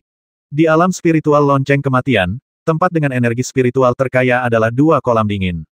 Wen Xiang secara khusus memberikan 1 kolam dingin kepada mereka, yang menjadi tempat khusus mereka untuk berlatih. Banyak biksu dari kuil Zushen hanya bisa pergi ke kolam dingin lainnya untuk berlatih. Meskipun ini adalah hak istimewa yang diberikan Wen Xiang kepada mereka, pada akhirnya menjadi beban bagi mereka, dan mereka merasa bersalah karena para biksu dari kuil Zushen selalu mengeluh tentang mereka. Pindah ke Xie Juntai dapat dianggap sebagai pengkhianatan terhadap Wen Xiang, dan mereka tidak mampu kehilangan muka. Ada apa dengan itu? Ning Zanqi dan yang lainnya tercengang. Energi spiritual di alam spiritual terbatas. Jika kita mendapatkannya, orang lain secara alami akan memiliki lebih sedikit, kata Wei Qilu. Kau, Ning Zanqi berhenti sejenak, lalu tertawa terbahak-bahak Xiao Wei. Xiao Wei, aku tak menyangka kalian bisa selucu ini. Ada apa denganku? Wei Qilu bingung. Dari sudut pandang tertentu, Ning Zanqi dan yang lainnya tinggal di kota besar dan terbiasa menyantap hidangan lezat dari darat dan laut. Terdapat banyak sekali ramuan obat di panggung Dewa Jahat, dan setelah lebih dari 10.000 tahun terakumulasi, dengan kekuatan spiritual yang luar biasa, tidak ada masalah meskipun jumlah kultivator meningkat beberapa kali lipat. Dan Wei Qilu muncul dari hutan belantara yang tandus. Alam roh lonceng kematian sangat istimewa. Jika Anda ingin mencium aromanya, tempat ini cocok untuk berlatih. Anda dapat menyerap vitalitas dan kematian secara bersamaan, tetapi bagi Wei Qilu dan 2 lainnya, kekuatan spiritual yang sedikit itu tidaklah cukup. Pandangan kedua belah pihak tidak sependapat. Wei Qilu berpikir bahwa Xie Juntai dan lonceng kematian adalah spesies spiritual yang setingkat, jadi ia memiliki kekhawatiran yang tidak berarti. Saat itu, Su Tang melihat sekilas He Ping, Zhong Xiu'er, Li Hang, dan seorang wanita mendekat dari kejauhan. Ia memberi isyarat dan berseru, "He Ping, kemarilah." He Ping dan yang lainnya segera berbalik, mendarat di depan, lalu berlutut dengan satu kaki secara bersamaan salam, "Guru. Berdiri dan bicaralah. Tidak perlu seformal itu lagi," kata Su Tang. "Ya," He Ping berdiri lalu berkata sambil tersenyum kapan guru keluar dari pengasingannya. Baru saja keluar, Su Tang berkata, "Mari, perkenalkan. Ini Wei Sheng, ini Penatua Sang dan Penatua Fan. Mereka semua adalah tetua Anda. Tolong kirim seseorang untuk menemukan Ye Fuchen dan membawa para senior ini masuk." "Saya mengerti," kata He Ping dengan hormat. "Apakah kau telah menembus penghalang langit berbintang?" tanya Su Tang. "Yah, bimbingan guru terakhir kali membuka mataku. Setelah guru pergi, aku menyendiri," kata He Ping. "Tuan, sebenarnya, kakak senior tertua bisa saja mengasingkan diri sejak lama, tetapi beliau khawatir dengan situasi secara keseluruhan dan tidak berani meninggalkan Xie Juntai, jadi beliau terus menundanya," kata Zhong Xiu'er sambil tersenyum. Peluang para kultivator di panggung Dewa Jahat untuk menembus penghalang langit berbintang sangat tinggi. Di satu sisi, ini karena mereka telah berlatih di dalam segel pemisah Yin dan Yang selama bertahun-tahun. Ketika segel itu rusak dan Kaisar Liu Jiang muncul kembali, kemajuan hampir semua orang meningkat pesat, bagaikan bibit gandum yang telah dilanda kekeringan dan bertemu hujan manis, tumbuh dengan sangat subur. Di sisi lain, ini juga karena mereka dipelihara oleh energi spiritual yang melimpah di panggung Dewa Jahat, dan dengan bantuan Gu Suifeng dan ramuan obat yang tak terhitung jumlahnya, mereka dapat berlatih. Tatapan Su Tang tertuju pada wanita asing itu. Ia merasa curiga karena wanita itu selalu menatapnya diam-diam, tampak sedikit malu, dan sedikit kesal. "Siapa dia?" tanya Su Tang. "Hehe, Tuan tidak mengenalinya," Zhong Xiu'er berkata sambil tersenyum, "dari semua kultivator di Xie Juntai, dia mungkin satu-satunya yang berani terang-terangan mengatakan ingin membalas dendam pada Tuan di masa depan. Tapi tidak ada yang peduli padanya. Bagaimana mungkin?" Wanita itu cemas dan cepat-cepat membela diri, "Saya masih terlalu muda saat itu dan tidak mengerti apa-apa. Mau balas dendam padaku?" Su Tang makin bingung. "Dia Xiaolu, adik perempuan Suster Junior Hu," kata He Ping sambil tersenyum, "bakatnya bahkan lebih baik daripada Suster Junior Hu. Dia hampir keluar bersamaan dengan Xiu'er. Kamu adalah Hu Yilu." Seorang gadis kecil yang cantik tiba-tiba muncul di benak Su Tang. Tahun-tahun berlalu dengan cepat. Menengok kembali saat ia berjalan keluar dari langit berbintang, rasanya baru kemarin. Namun, ketika melihat Hu Yilu di depannya, Su Tang menyadari bahwa puluhan tahun telah berlalu. "Apa yang kau takutkan?" tanya Zhong Xiu'er kepada wanita itu sambil tersenyum, "Kau punya tetua Gu yang melindungimu. Jika Tuan berani mempersulitmu, tetua Gu pasti akan melawan Tuan sampai mati." "Apakah kamu murid Tuan Gu?" tanya Su Tang. "Ya," Hu Yilu menundukkan kepalanya dengan malu-malu. "Xiaolu mengalami masa-masa sulit beberapa tahun terakhir ini," kata Zhong Xiu'er. "Awalnya, Tuan Gu hanya menganggapnya cerdas dan cepat belajar, jadi beliau menugaskannya untuk mengurus para dukun lainnya. Lambat laun, kemampuan alkimianya semakin mahir, dan akhirnya ia bahkan mampu meracik pil sendiri. Tuan Gu merasa kasihan padanya dan mengangkatnya sebagai murid. Yang lain bilang ia berbakat alami, tapi saya tahu betapa besar pengorbanan Xiaolu untuk sampai ke titik ini. Saat itu, ia masih semuda itu, tapi ia bahkan begadang semalaman, hanya mengelilingi tungku obat. Oh, ini semua salah adikku karena berbohong padaku. Kalau aku bisa bersaing denganmu, aku tidak akan berusaha sekuat tenaga," kata Hu Yilu sambil tersenyum kecut. "Adikmu, apa yang dia bohongi padamu?" tanya Zhong Xiu'er penasaran. "Hari ini dia bilang kalau aku tidak menghafal sutra itu, semua orang akan memotong telinganya. Beberapa hari kemudian, dia bilang lagi kalau aku tidak bisa memurnikan ramuan itu dalam waktu sebulan, semua orang akan membasminya dan menjadikannya makanan guk-guk. Pokoknya, kata-katanya bagaikan cambuk tak kasat mata. Kalau aku sedikit saja lengah, cambuk itu akan mencambukku." Wajah Hu Yilu dipenuhi desahan ketika dia mengenang masa lalu yang tak sanggup dikenangnya. "Pantas saja kau sangat membenci guk-guk hantu." Zhong Xiu'er tiba-tiba tersadar, "Bukankah adikmu bilang, kalau guru ingin memberikannya pada guk-guk hantu itu? Itu guk-guk hantu mastif. Tidak ada guk-guk lain di gunung. Lagi pula, aku tidak takut guk-guk lain mencoba menakut-nakutiku, guk-guk itu berperilaku sangat baik. Bagaimana mungkin mereka memakan manusia?" kata Hu Yilu. "Aku ingat," He Ping tiba-tiba berkata, "aku ingat waktu itu, Ghost Mastiff sering tak sengaja memakan racun dan jatuh sakit parah lalu sekarat. Akhirnya, tetua gulah yang menyelamatkan Ghost Mastiff. Xiaolu, katakan yang sebenarnya, apakah kau yang meracuni Ghost Mastiff? Tidak, tidak, Hu Yilu tampak sangat gugup, melambaikan tangannya dengan penuh semangat. Kakak He, apa yang kau pikirkan? Berapa umurku saat itu? Bagaimana mungkin aku tahu tentang keracunan? Tapi kenapa aku merasa itu kamu? Kata He Ping. Tidak, Hu Yilu melirik Su Tang dengan takut-takut. Kita tidak perlu repot-repot dengan guru lagi, kata Li Hang tiba-tiba, kita bisa membicarakan hal-hal sepele ini saat kita kembali. Tunggu sebentar, kata Su Tang, lalu berbalik menatap Wei Qilu Wei Seng, ikuti saja kami, mereka akan mengirimmu ke panggung Dewa Jahat. Wei Qilu dan yang lainnya berhenti sejenak, lalu mengalihkan pandangan mereka ke Wen Xiang. Wen Xiang tersenyum dan berkata, Wei Seng, silakan saja. Alam spiritualku tidak cocok untukmu berkultivasi. Kalau tidak, kau tidak akan terjebak di alam suci agung. Wei Qilu menghela napas pelan, lalu mengangguk pada Wen Xiang. Bagaimanapun, ia berutang budi pada Wen Xiang. Setelah He Ping dan yang lainnya pergi, Si Kongquo tersenyum dan berkata, gadis kecil bernama Hu Yilu itu cukup licik. Ya, Su Tang juga tertawa karena tahu dia tak bisa menyangkalnya, dia menatapku dengan tatapan itu, mencoba membangkitkan sedikit rasa kasihan dalam diriku. Ini namanya mundur untuk maju. Mereka yang masih hadir saat itu semuanya adalah praktisi yang bijaksana dan hampir seperti roh. Mustahil bagi Hu Yilu untuk menyembunyikan tipu muslihat kecilnya dari mereka. Tidak baik adiknya memaksanya seperti itu. Dia bisa tersesat di masa depan, kata Hua Sijue. Benar sekali, kata Si Kongquo, kalau kita selalu mempertaruhkan segalanya pada satu hal, kalau sudah jadi kebiasaan, sulit diubah. Si Kongquo tidak melebih-lebihkan. Jika Mastiff hantu itu benar-benar diracuni oleh Hu Yilu, ini akan menjadi pilihan yang sangat berbahaya. He Ping akan membantunya memperbaiki perilakunya, kata Su Tang, kalau tidak, dia tidak akan menyebutkan masalah Ghost Mastiff di depan kita. Pada saat ini, Dewa Bintang Nirvana telah ditarik ke samping oleh Fang Yize dan yang lainnya, dan sedang mendiskusikan sesuatu dengan suara pelan. Ning Zanqi melirik ke sana dan berbisik, bisakah harta spiritual apapun ditempa? Hampir, kata Su Tang. Adakah yang bisa menggantikan kristal kesadaran ilahi? Tanya Ning Zanqi lagi.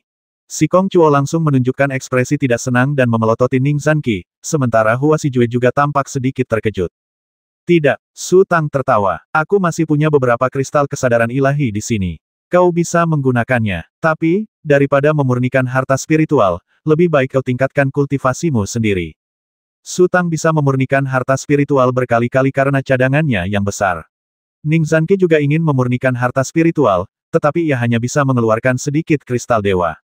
Ini bukan soal nostalgia masa lalu. Bahkan dia sendiri tidak berani terus menempanya. Lagi pula, dia bahkan belum menempa pedang Tianxia milik si Xiaoru. Mustahil baginya untuk menyerahkan segalanya demi Ning Zanqi. Lagi pula, ini adalah jurang tanpa dasar dan tidak akan pernah bisa diisi. Dari alam Sein Agung hingga alam Star Lord, Su Tang dapat membantu dengan sekuat tenaga, karena tidak menghabiskan banyak sumber daya. Setelah menjadi Star Lord, Anda harus mandiri.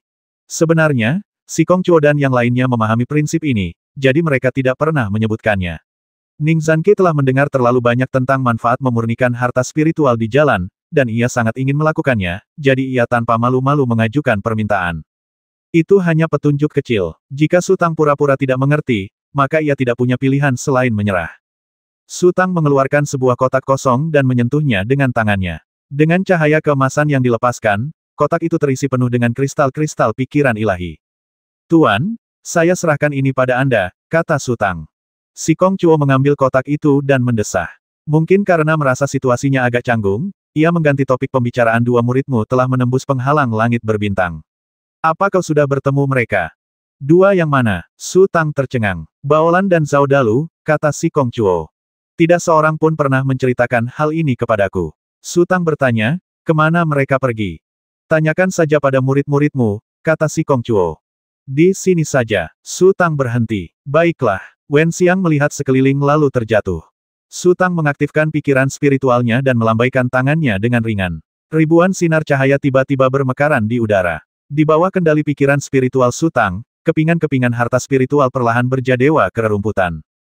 Su Tang terus melambaikan tangannya, dan semakin banyak harta spiritual jatuh dari langit, akhirnya hampir menutupi seluruh area pegunungan.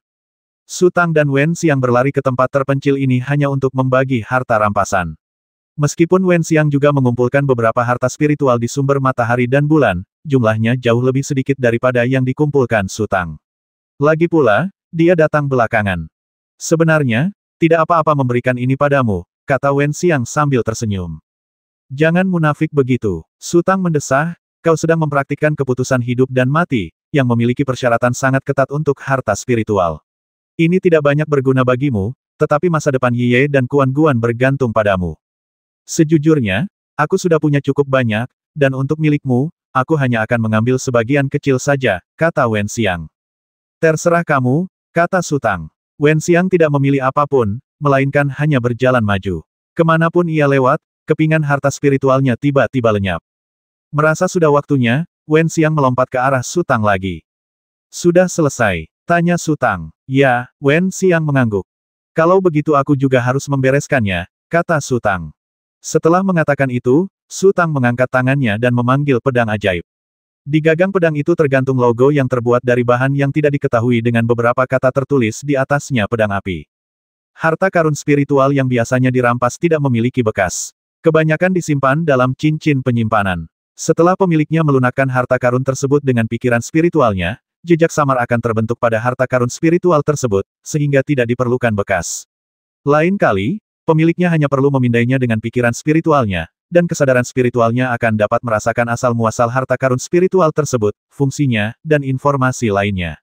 Ada beberapa kegunaan harta spiritual. Salah satunya adalah menggunakannya sebagai harta spiritual kelahiran seseorang. Ada harta spiritual yang tidak berguna, tetapi tidak tega membuangnya, sehingga harus disimpan sementara di dalam cincin penyimpanan. Ada pula yang dapat ditempatkan di dalam benih spiritual tingkat domain seseorang, sehingga aura alami yang dipancarkan harta spiritual tersebut dapat memelihara domain spiritual. Semua praktik spiritual bertujuan untuk menyerap energi spiritual langit dan bumi, hanya saja metodenya berbeda. Hal yang sama berlaku untuk harta spiritual. Ketika ditempatkan di alam spiritual, mereka bagaikan sumber daya, perlahan-lahan menghilangkan kekuatan spiritual yang telah diserapnya, menjadikan alam spiritual penuh vitalitas. Ada jenis harta spiritual lain. Jika Anda menggunakannya sebagai harta spiritual kelahiran Anda sendiri, Anda merasa kualitasnya terlalu rendah dan tidak berguna. Jika Anda menyimpannya di dalam benih spiritual, kekuatan harta spiritual tersebut akan perlahan-lahan menghilang, sungguh disayangkan. Jika Anda menyimpannya di dalam cincin penyimpanan, ruang di cincin penyimpanan tersebut terbatas dan tidak dapat menampung terlalu banyak, sehingga Anda hanya dapat menemukan tempat khusus untuk menyimpannya. Sutang tidak pernah khawatir tentang kapasitas cincin penyimpanan karena ia mendapatkan cincin penyimpanan dewa sejati kuno, dan ruang cincin penyimpanan biasa tidak terlalu besar. Kali ini, semua orang mendapatkan harta spiritual semacam ini, yang semuanya berkualitas tinggi, tetapi mengingat perkembangan mereka saat ini, mereka tidak layak mendapatkannya. Jika mereka memilih satu secara acak dan melemparkannya ke wilayah asal, itu akan menjadi harta spiritual tertinggi yang cukup untuk menyebabkan sungai darah. Sutang perlahan-lahan mengidentifikasi. Tekniknya telah menjadi sangat mahir, dan ia juga telah membuka mata ajaibnya. Hanya dengan pandangan sekilas, ia dapat langsung memahami kekuatan dan kualitas harta spiritual tersebut.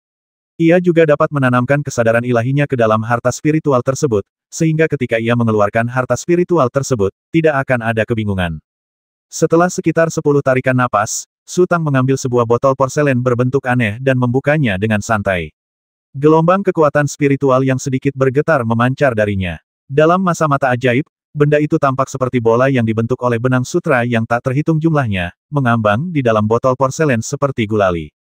Hah, apa ini? Sutang tercengang. Ia sudah berkali-kali menjadi bandit dan merampok harta karun langka yang tak terhitung jumlahnya, tetapi ini pertama kalinya ia melihat sesuatu seperti ini. Itu bukan harta karun ajaib, juga tidak tampak seperti ramuan. Benda itu tampak memiliki kesadarannya sendiri, tetapi juga melayang seperti benda mati.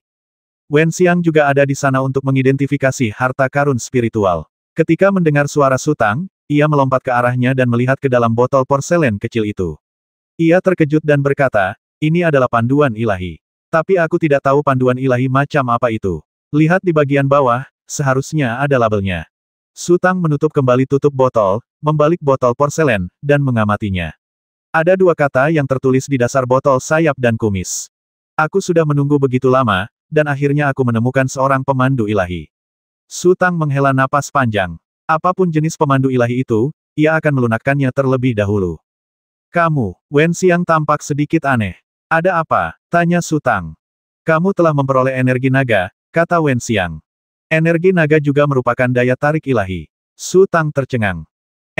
Wen Xiang terbatuk pelan dan menundukkan kepalanya. Ia tampak menahan sesuatu, tetapi tidak tahu harus berkata apa. Setelah beberapa saat, ia mendesah, Ki naga seharusnya menjadi daya tarik ilahi terbaik. Kau tidak tahu. Aku benar-benar tidak tahu. Su Tang menjawab dengan jujur, tidak ada seorang pun yang memberitahuku. Bukankah kau hanya mencari sesuatu sementara kau tak bisa mendapatkannya? Kau masih saja bicara tentang akhirnya mendapatkan petunjuk ilahi. Wen Xiang menggigit giginya pelan. Entahlah di tempat lain, tapi di sumber matahari dan bulan, Suan Muda Jun dan yang lainnya rela melewati api dan air demi putra mahkota Ciwen. Tujuan terbesar mereka adalah mendapatkan apresiasi dari guru mereka dan mendapatkan sedikit energi naga. Sayang sekali putra mahkota Ciwen takkan pernah bisa memisahkan energi naganya. Mereka hanya melamun. Mengapa energi naga merupakan pemandu ilahi yang terbaik? Tanya Su Tang. Yang disebut kekuatan supernatural adalah kemampuan yang sangat mirip dengan bakat alami. Jadi, ketika dua kultivator dengan kekuatan yang sama berbenturan, ada atau tidaknya kekuatan supernatural sangatlah penting. Memiliki kekuatan supernatural berarti memiliki tingkat kekuatan ekstra. Wen Xiang berkata, kekuatan supernatural berbeda dengan teknik spiritual. Meskipun kekuatan supernatural dapat dikategorikan sebagai kecil, sedang, dan besar, pada akhir kultivasi, semuanya akan menjadi kekuatan supernatural tingkat tinggi. Misalnya, kekuatan supernatural mata dewa, pada tahap awal, hanya dapat melihat orang dan benda, dan dapat merasakan beberapa jebakan spiritual. Setelah dikultivasikan ke tingkat yang lebih tinggi, ia menjadi senjata yang ampuh, dan kemanapun ia menunjuk, logam dan batu akan hancur menjadi debu. Tentu saja, kecuali seseorang dipromosikan menjadi dewa, kekuatan supernatural mata dewa dapat dikultivasikan ke tingkat tertinggi. Jika tidak, ia tidak akan berguna. Oh, Su Tang sedikit mengerti. Namun, beberapa kekuatan magis melampaui tingkatan mereka sejak awal. Energi naga dari naga sejati kuno adalah salah satunya. Wen Xiang berkata, kekuatan terbesar energi naga adalah melahap dan mengasimilasi. Konon, naga sejati memiliki 9 keterampilan, tetapi Pangeran Tertua Ciwen pernah berkata bahwa 9 keterampilan naga sejati tidak semuanya diciptakan oleh naga sejati kuno itu sendiri.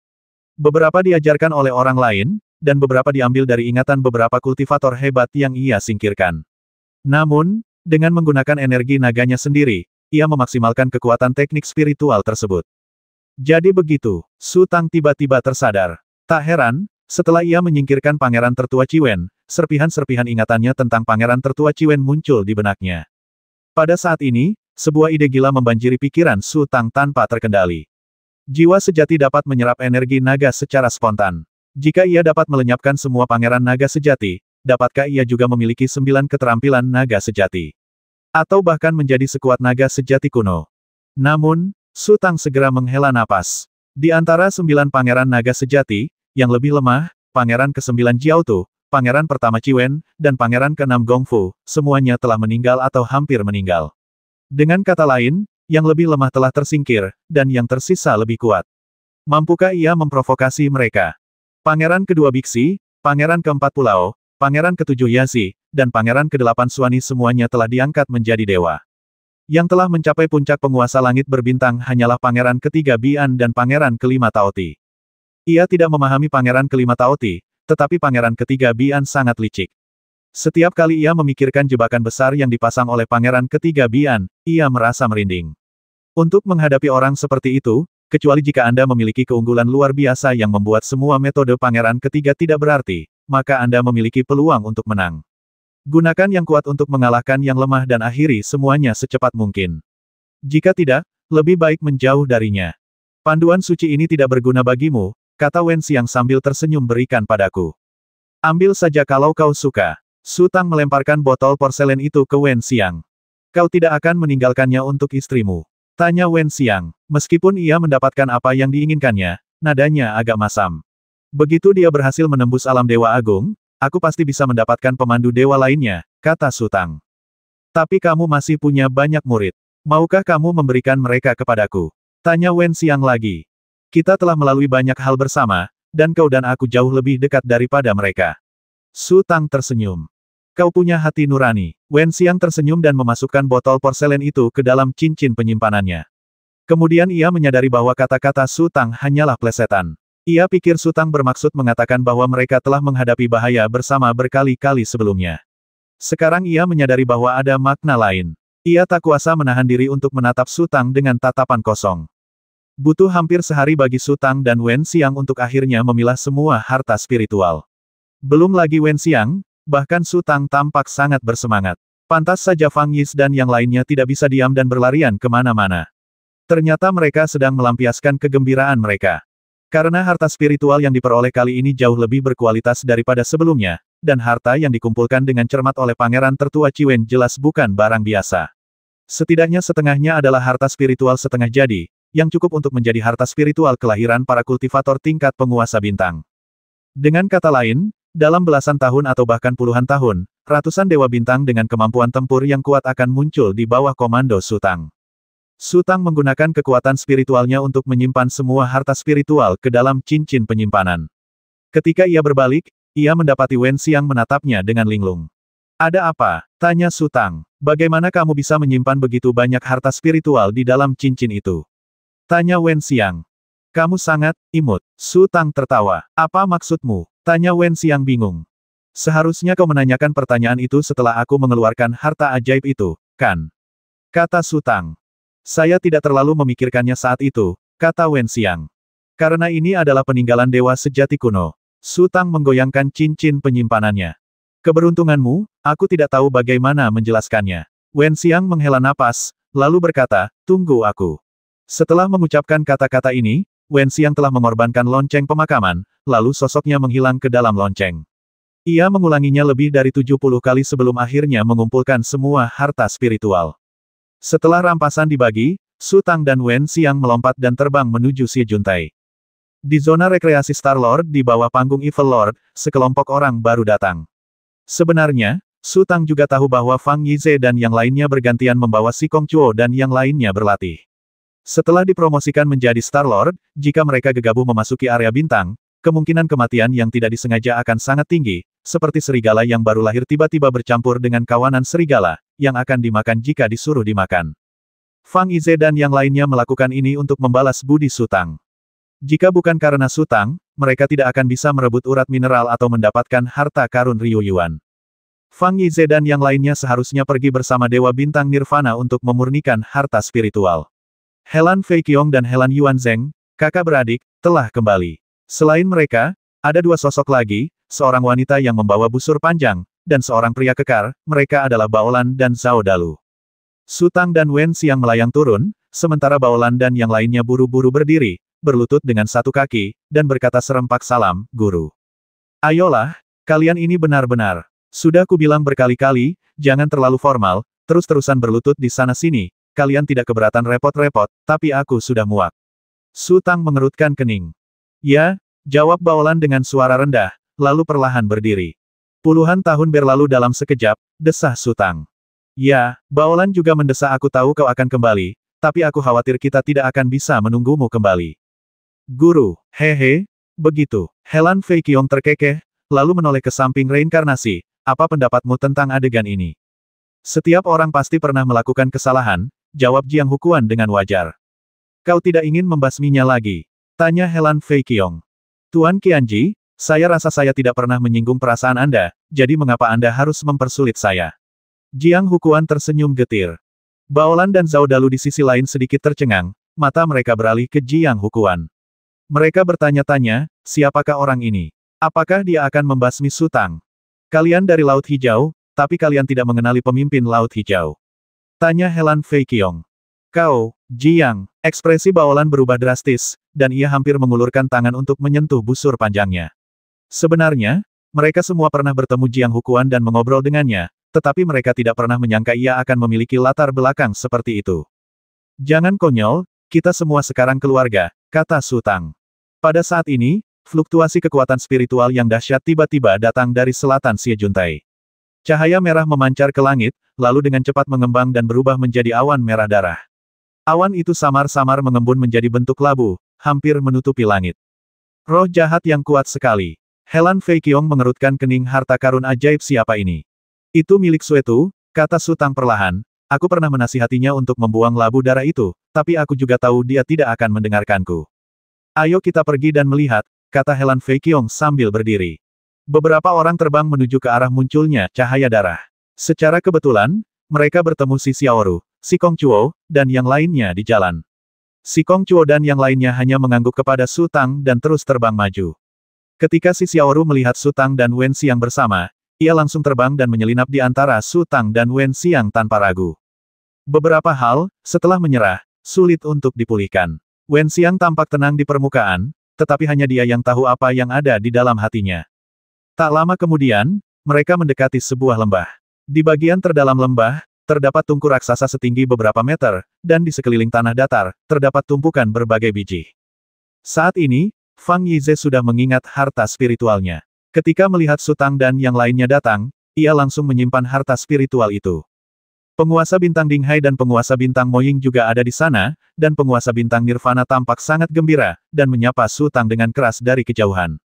Apakah ini cara melebur harta spiritual? Wen Xiang bertanya dengan rasa ingin tahu, apa manfaat melebur harta spiritual? Banyak manfaatnya, jawab Nirvana Star Lord dengan angkuh. Untuk menarik lebih banyak pelanggan, ia mengangkat segenggam kristal pikiran ilahi dan dengan sabar menjelaskan misalnya, kristal pikiran ilahi ini bisa membuatmu menembus ranah Grand Lord dalam 10 tahun. Namun, jika kau memberiku kristal pikiran ilahi 2 kali lipat, aku bisa membuatmu mendekati kekuatan Grand Lord besok. Bisakah kau menerobos ke alam penguasa agung dengan kristal kecil kesadaran ilahi ini? Mustahil, kan? Wen Xiang tercengang. Dasar bodoh, teriak Nirvana Star Lord, tetapi sebelum ia sempat menyelesaikan kata-katanya, Fang Yize menendang pinggangnya. Ia terhuyung, seolah-olah memahami sesuatu, dan mengganti topik pembicaraan ini hanya contoh. Beberapa orang tidak membutuhkan kristal pikiran ilahi sama sekali untuk segera menerobos ke alam penguasa agung. Bagi beberapa orang, bahkan jika mereka memiliki kristal pikiran ilahi 100 kali lebih banyak, itu tidak akan berguna. Suetu, sudah berapa kali kau menempa dirimu barusan? Su Tang bertanya pada Fang Yize. 7 kali, aku belajar darimu, kata Fang Yize sambil tersenyum, aku ingin meleburnya untuk ke-8 kalinya dan melampauimu, tapi, itu akan menghabiskan terlalu banyak kristal spiritual, dan dia bilang itu mungkin tidak akan berhasil, jadi lupakan saja. Harta karun spiritual siapa yang harus ditempa selanjutnya? Tanya Su Tang lagi. Milikku, Dinghai Xingjun berkata, Tianmo, apakah kau juga ingin melebur harta spiritual itu? Apakah kau ingin mencoba yang ke-8 kalinya? Terlalu berisiko. Begini, dengan pencapaianku saat ini, tingkat kegagalan untuk yang ke-8 kalinya sangat tinggi. Jangan salahkan aku jika kau gagal. Teriak Nirvana Star Lord dengan cepat. Tidak, kata Su Tang, aku ingin melebur pedang Tianxia milik istriku. Kalau begitu, kamu duluan saja. Aku tidak terburu-buru, kata Dinghai Xingjun sambil tersenyum. Oh, mana pisaunya? Tanya Nirvana Star Lord. Berikan pisaunya padaku. Su Tang mengulurkan tangannya kepada si Xiaoru. Si Xiaoru tak kuasa menahan senyum, senyum yang sangat manis. Kemudian ia mengambil pisau Tianxia dan menyerahkannya kepada Su Tang. Su Tang melemparkan pedang surgawi. Penguasa bintang Nirvana mengambilnya, melirik si Xiaoru, dan berbisik, seorang wanita yang memegang parang sebesar itu agak mengganggu. Nirvana Star Lord, baru saja mencium aroma harta karun spiritual, kenapa kau bicara omong kosong begitu? Fang Yize buru-buru berkata, kulihat kau setara dengan 2 idiot itu, Sunbow Star Lord dan Proud Sword Star Lord. Pada saat ini, 3 sosok bergegas dari ujung lembah yang lain. Fang Yize baru saja mengorbankan labu darah, dan getarannya terlalu kuat, yang membuat banyak orang khawatir. Aku baru saja mendengar seseorang bilang kita idiot. Terdengar suara keras dari kejauhan siapa yang bilang begitu. Berdiri di sini. Sudah ku bilang. Fang Yize mengerutkan kening. Ketika Dewa Bintang Sanbao dan Dewa Bintang Aojian yang marah melihat Fang Yize, momentum mereka menyusut pada saat yang bersamaan. Ketika Su Tang dan Helan Fei Qiong ada di sekitar, kemampuan Fang Yize tidak dapat diungkapkan karena Su Tang dan Helan Fei Qiong terlalu kuat. Namun dalam perjalanan mereka ke Gua Hasrat kali ini, mereka banyak bertarung dengan orang lain, dan mereka diselamatkan dari bahaya berkat Fang Yize.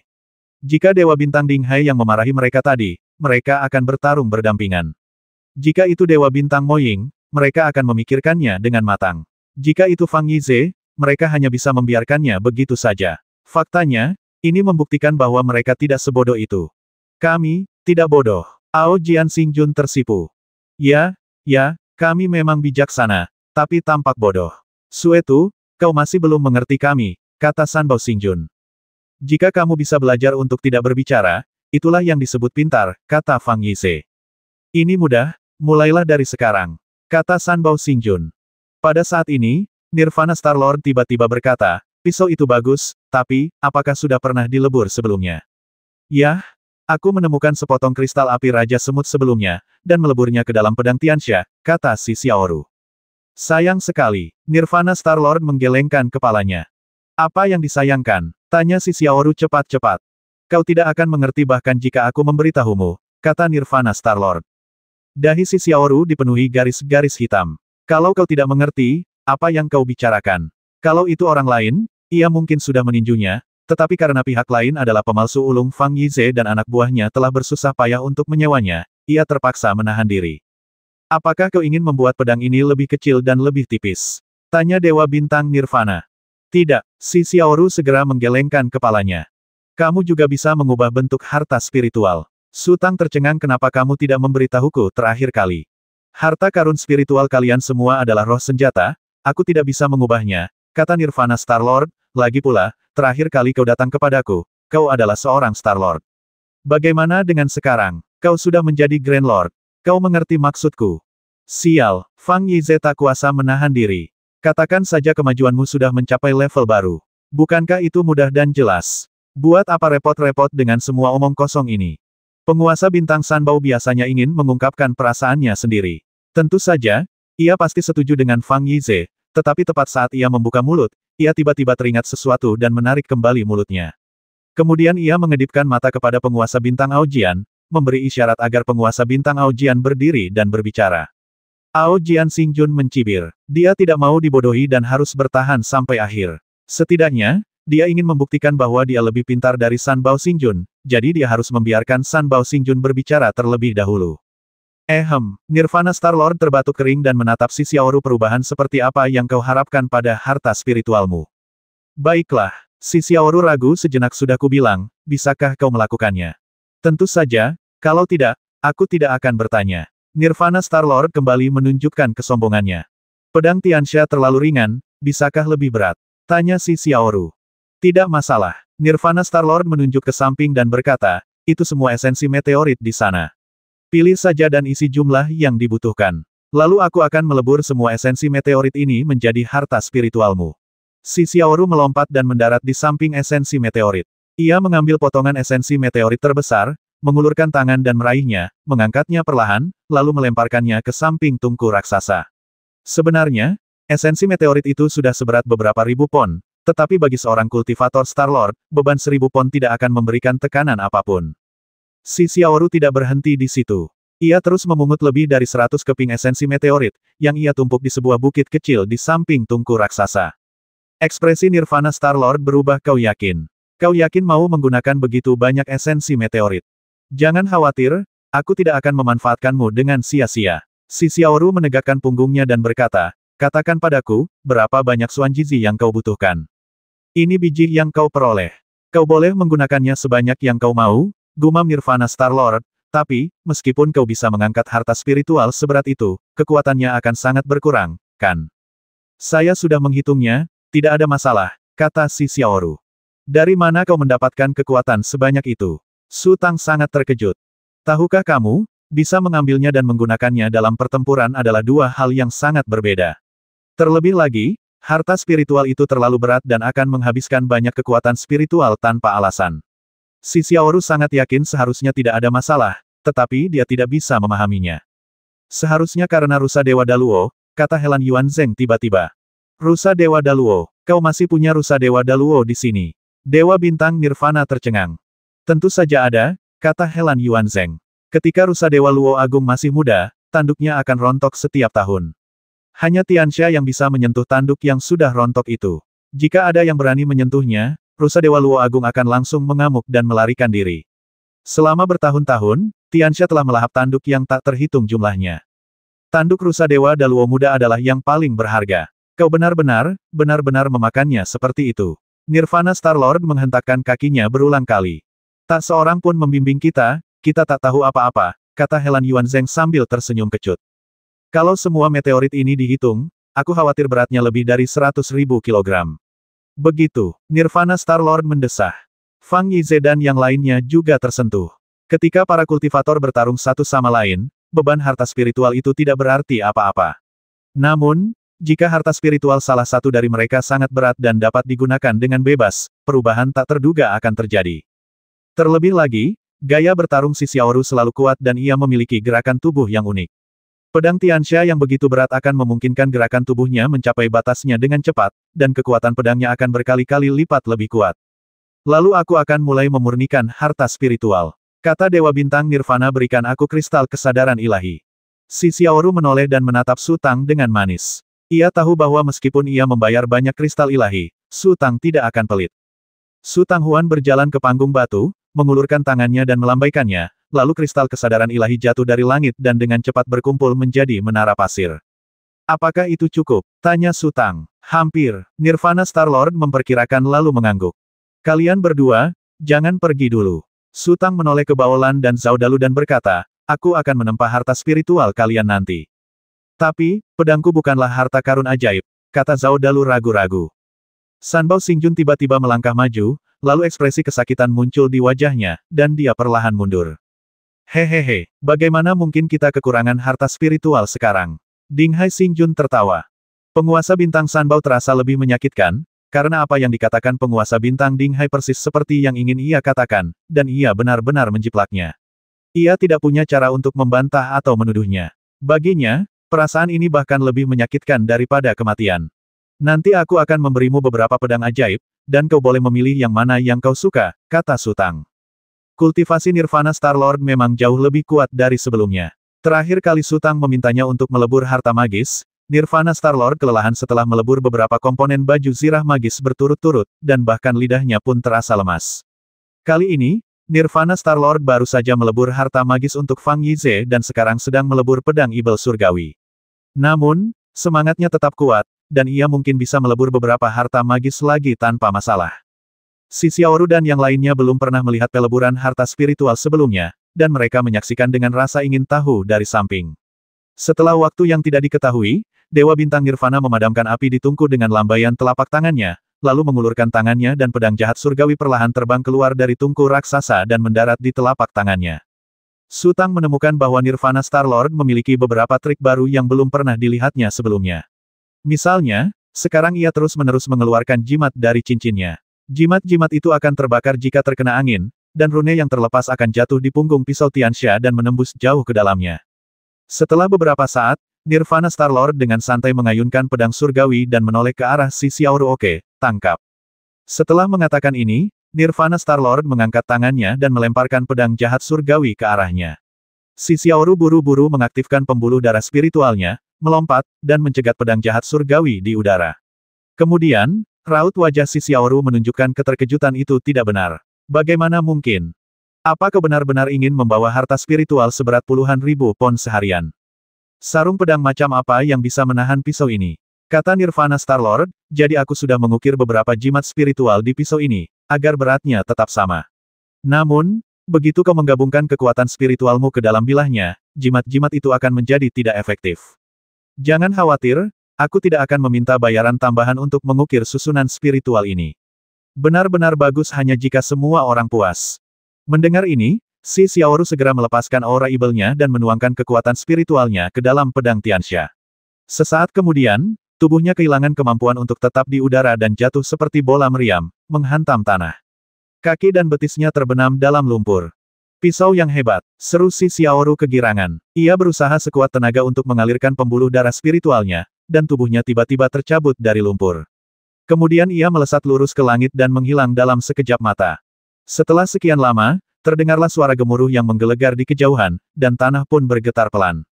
Dia mungkin belum terbiasa, tapi lambat laun dia akan terbiasa. Nirvana Star-Lord melihat sekeliling dan bertanya, siapa lagi yang ingin melebur harta karun spiritual?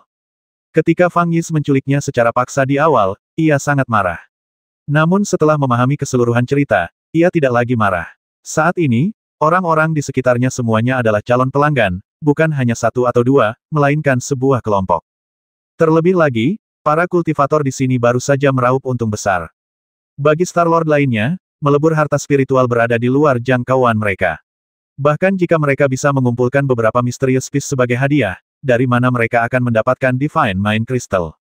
Namun, para kultivator di sini tampak luar biasa kaya, membanggakan hasil peleburan 7 kali lipat seolah-olah Divine Mind Crystal tak ada bedanya dengan pasir. Jadi, meskipun ia gembira, ia juga merasakan kesedihan. Anak-anak yang hilang, banyak sekali anak-anak yang hilang. Su Tang menatap Ding Hai Xingjun, yang tersenyum tipis. Biarkan orang-orangmu datang dulu, aku tidak terburu-buru. Bagaimanapun, Nirvana Star-Lord akan bertahan untuk waktu yang lama, jadi tidak perlu terburu-buru untuk saat ini. Berikan busurmu padanya, kata Su Tang pada Baolan. Baolan, dengan sedikit kegembiraan, mengambil busur es ekstrim dan menyerahkannya kepada Nirvana Star-Lord. Nirvana Star-Lord mengambil busur es ekstrim, mengamatinya sejenak, lalu berkata perlahan, busur ini mengandung energi yin yang langka. Jika dilebur, mungkin akan ada sedikit energi yang hilang, tetapi kekuatan seluruh busur akan sangat meningkat. Kau harus mempertimbangkannya baik-baik, mau dilebur atau tidak. Bagaimana ini bisa terjadi? Baolan menjadi gugup saat mendengar bahwa harta spiritualnya mungkin rusak. Harta karun spiritual dengan atribut air adalah yang paling sulit dimurnikan, kata Dewa Bintang Nirvana. Kelima elemen saling berinteraksi. Kau seharusnya memahami prinsip sederhana ini, kan? Baolan tidak dapat menahan diri untuk tidak menatap Su Tang, berharap Su Tang dapat membantunya mengambil keputusan. Nirvana, bagaimana menurutmu? Tanya Su Tang. Dalam hal seperti ini, seseorang harus menghindari berpura-pura tahu padahal sebenarnya tidak. Penguasa bintang Nirvana adalah seorang ahli, jadi lebih baik mendengarkan pendapat penguasa bintang Nirvana. Tentu saja aku harus meleburnya, kata Nirvana Star-Lord. Dengan kemampuanku, setidaknya aku bisa mempertahankan 90% energi yin. Dibandingkan dengan peningkatan yang didapat melalui peleburan, kehilangan kecil itu tidak perlu dikhawatirkan. Kalau begitu aku akan mendengarkanmu, kata Su Tang. Aku tidak sedang mencari keuntungan pribadi. Nirvana Star-Lord teringat sesuatu dan berkata cepat, aku mungkin gagal. Kalau begitu, jangan salahkan aku. Lakukan saja yang terbaik, kata Su Tang. Baiklah, Nirvana Star-Lord berhenti sejenak. Apakah busur ini juga perlu dilebur 7 kali? Aku harus menasihatimu, meskipun kau punya banyak kristal suci, kau tidak boleh memainkannya seperti ini. Oh, Su Tang mengerutkan kening. Aku melakukan ini demi kebaikanmu sendiri, tambah Nirvana Star-Lord. Dari sudut pandangku, semakin banyak yang kau cium, semakin banyak yang kudapat. Sejujurnya, aku berharap kalian semua bisa mencium lebih dari 10 kali berturut-turut, tapi, kalian semua pelangganku, jadi tentu saja aku harus bicara. Aura mereka masih belum stabil, mungkin karena mereka baru saja dipromosikan menjadi Star-Lord. Kekuatan harta spiritual itu terlalu kuat untuk mereka kendalikan. Gadis itu tadi sangat dekat denganmu, jadi kau bisa mengajarinya secara pribadi, tapi kau tidak bisa memperhatikan semua orang. Su Tang tahu bahwa apa yang dikatakan Nirvana Star-Lord memang nasihat dari hati nuraninya, dan dia sedikit ragu. Harta spiritualku hanya perlu ditempa 5 kali, kata Baolan buru-buru. Sebenarnya, ia telah mengamati secara diam-diam dan mendapati bahwa setiap kali Nirvana Star-Lord melebur harta spiritual tersebut, jumlah kristal ilahi yang dikonsumsi melebihi jumlah total sebelumnya, jadi ia memilih 5 kali, yang sejalan dengan perbandingan statusnya dengan si Xiaoru. 5 kali, Nirvana Star-Lord menatap Su Tang. Baiklah, Su Tang mengangguk, lalu berkata kepada Zhao Dalu, ikut aku. Nirvana Star-Lord menyalakan kembali api, bersiap untuk melebur busur es ekstrim. Su Tang dan Zhao Dalu berjalan ke samping, mengulurkan tangan mereka, dan tiba-tiba tirai cahaya yang menyilaukan muncul di udara. Cahaya pedang jatuh ke tanah dan mengembun menjadi hutan pedang. Kamu pilih satu, kata Su Tang. Pedang-pedang ajaib ini adalah koleksi pribadi Pangeran Agung Ciwen. Karena dapat menarik perhatian Pangeran Agung Ciwen, kualitas pedang-pedang ini tentu saja terjamin.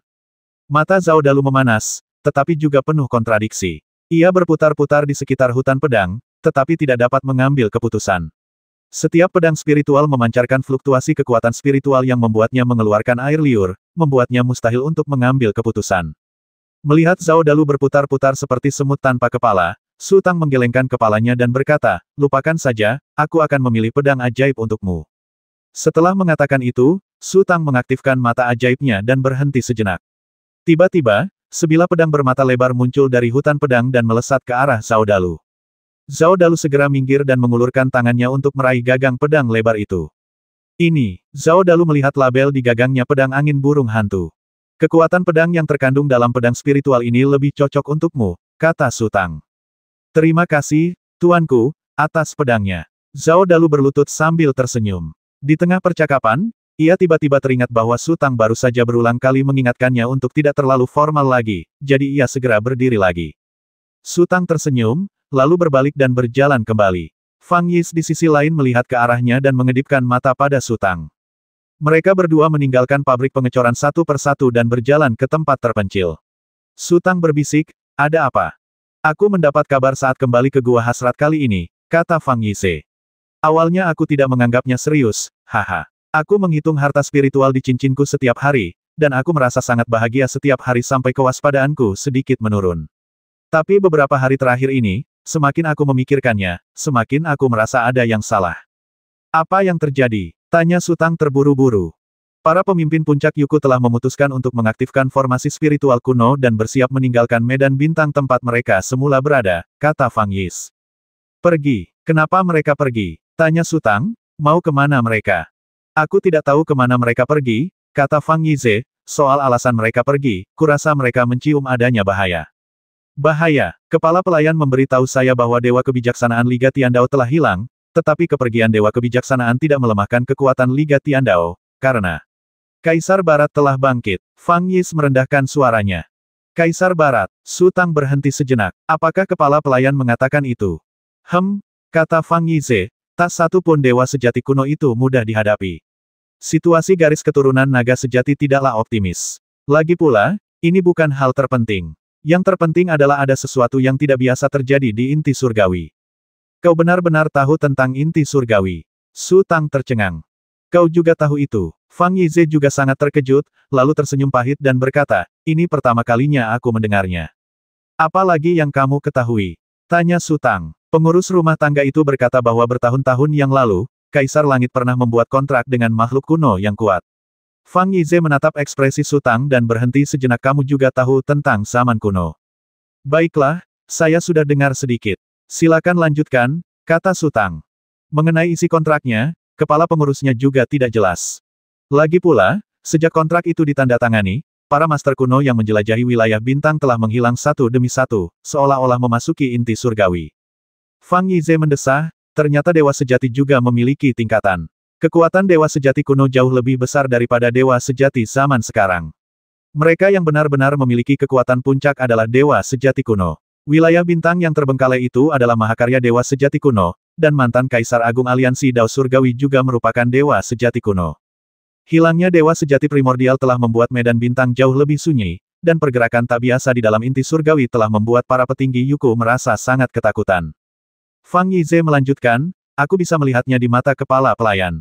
Selain itu, para petinggi Yuku punya teori lain bahwa Kaisar Agung telah membuat kontrak dengan burung ungu primordial, dan pergerakan tak biasa di dalam inti surgawi, mungkin karena burung ungu primordial telah musnah. Haha, burung ungu primordial, kau pasti tidak tahu, kan? Biar ku beritahu, itu. Setahu saya, burung kukuk ungu purba sudah mati puluhan ribu tahun yang lalu. Kata Su Tang. Dari siapa kau mendengar itu? Fang Yis tercengang. Apa yang dikatakan Pangeran Ciwen secara langsung tidak mungkin salah, kata Su Tang. Ia mendapatkan informasi itu dari ingatan Pangeran Ciwen. Apapun bisa salah, tetapi ingatan tidak bisa berbohong. Sudah mati puluhan ribu tahun. Gumam Fang Yize, itu tidak benar. Jika ungu kuno sudah mati, mengapa tidak ada reaksi dari inti surgawi? Mungkin pergerakan inti langit yang tidak biasa ini tidak ada hubungannya dengan ungu kuno, kata Su Tang. Mustahil, Fang Yize menunjuk ke atas. Yang ada di Gua Hasrat juga dewa sejati kuno. Dia menyaksikan kebangkitan Kaisar Langit dengan mata kepalanya sendiri dan mengetahui semua rahasianya. Itulah sebabnya, meskipun garis keturunan naga sejati begitu kuat dan menyerukan perang dan pembasmian di mana-mana, Gua Hasrat selalu bersikap netral. Dalam beberapa situasi yang kebetulan, mereka bahkan berani menyinggung garis keturunan naga sejati demi melindungi para kultivator aliansi Dao Surgawi. Dia pernah berkata bahwa naga sejati kuno hanyalah badut yang beruntung dan terlindungi, sementara 5 Kaisar Dao Surgawi adalah penguasa sejati. Jangan hanya mengikuti arus, kata Su Tang, 5 Kaisar Dao Surgawi mengirim 3 dari mereka, tetapi mereka hanya berhasil menghancurkan kultivasi naga sejati kuno. Namun, tak satu pun dari mereka yang bisa kembali. Ini cukup membuktikan bahwa naga sejati kuno bukan hanya keberuntungan. Kenapa kau bicara atas nama naga sejati kuno? Fang Yize tertawa. Itulah yang dikatakan orang dari Yuku. Aku hanya menyampaikannya. Apa yang dia katakan? Tanya Su Tang. Kaisar Agung muncul dari zaman kuno, dan kekuatannya tak terbantahkan, kata Fang Yize. Kaisar Timur, Kaisar Barat, Kaisar Selatan, dan Kaisar Utara semuanya termasuk di antara 8 makhluk agung teratas di zaman kuno, itulah sebabnya mereka mampu menguasai semua wilayah bintang. Adapun garis keturunan naga sejati, itu karena naga sejati kuno bangkit terlalu cepat, dan waktunya terlalu kebetulan. Mereka naik ke tingkat dewa hanya beberapa dekade setelah kematian Kaisar Agung. Begitu cepatnya sehingga Kaisar Langit tidak punya waktu untuk bereaksi. Saat mereka mulai menyadari kekuatan naga sejati kuno, semuanya sudah terlambat. Jangan bicara tentang zaman kuno dulu. Su Tang berkata, bagaimana menurutmu? Ayo kita buat langkah besar lagi, lalu kita sembunyi di sini dan menunggu konsekuensinya. Fang Yize berkata, bahkan yang ada di Gua Hasrat pun harus sembunyi. Kalau kita terus berkelana di medan bintang, kita akan menghadapi maut. Su Tang terdiam. Ancaman dari inti langit yang disebutkan Fang Yize terlalu jauh darinya. Memikirkannya saja sudah sia-sia. Lebih baik fokus pada saat ini.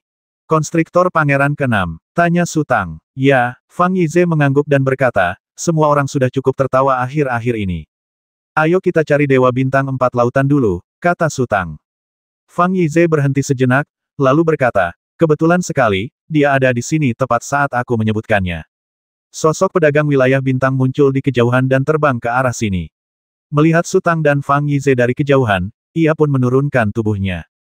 Pedagang keliling dari wilayah bintang itu tampak sangat berbeda dari sebelumnya. Ia diselimuti harta spiritual yang tak terhitung jumlahnya, berkilauan dengan cahaya keemasan, dan suara benturan yang tajam terus terdengar.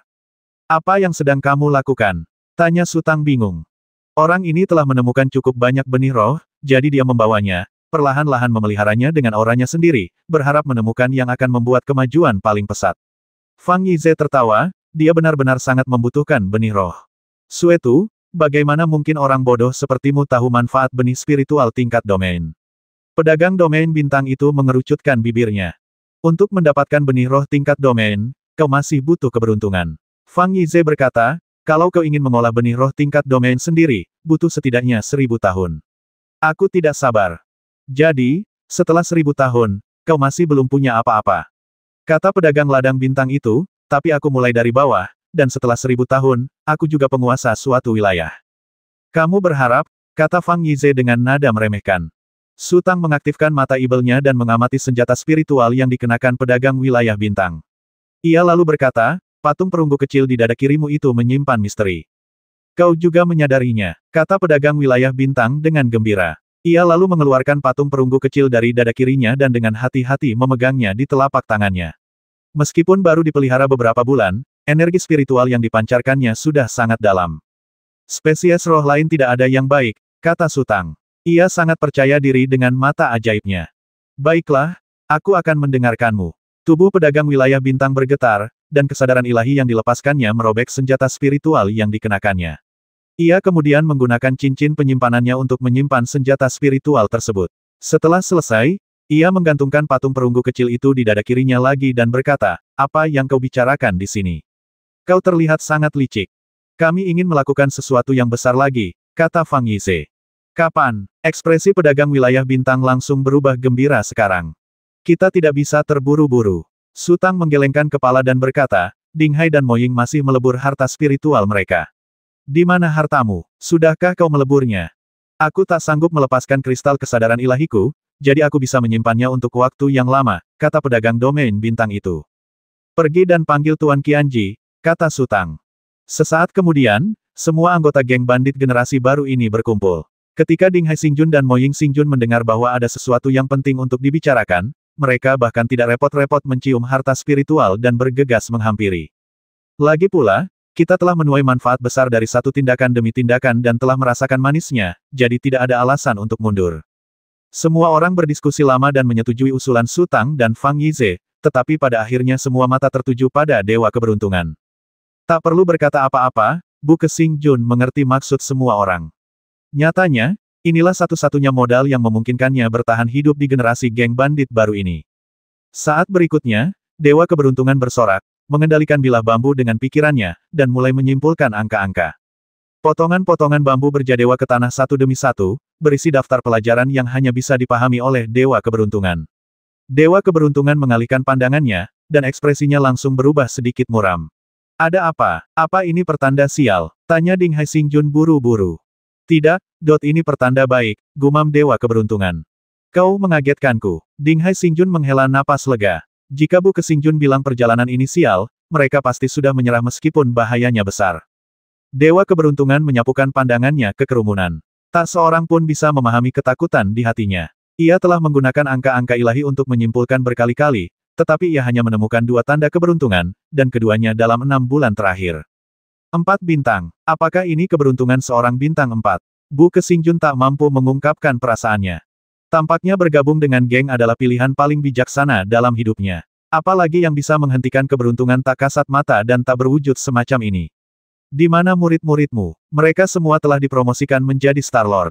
Kau ingin memanggil mereka? Tanya Fang Yis. Ia melakukan ini demi kebaikan Sutang. Karena Sutang memiliki 1 pengikut lagi, wajar saja jika ia harus mendapatkan bagian yang lebih besar. 1060.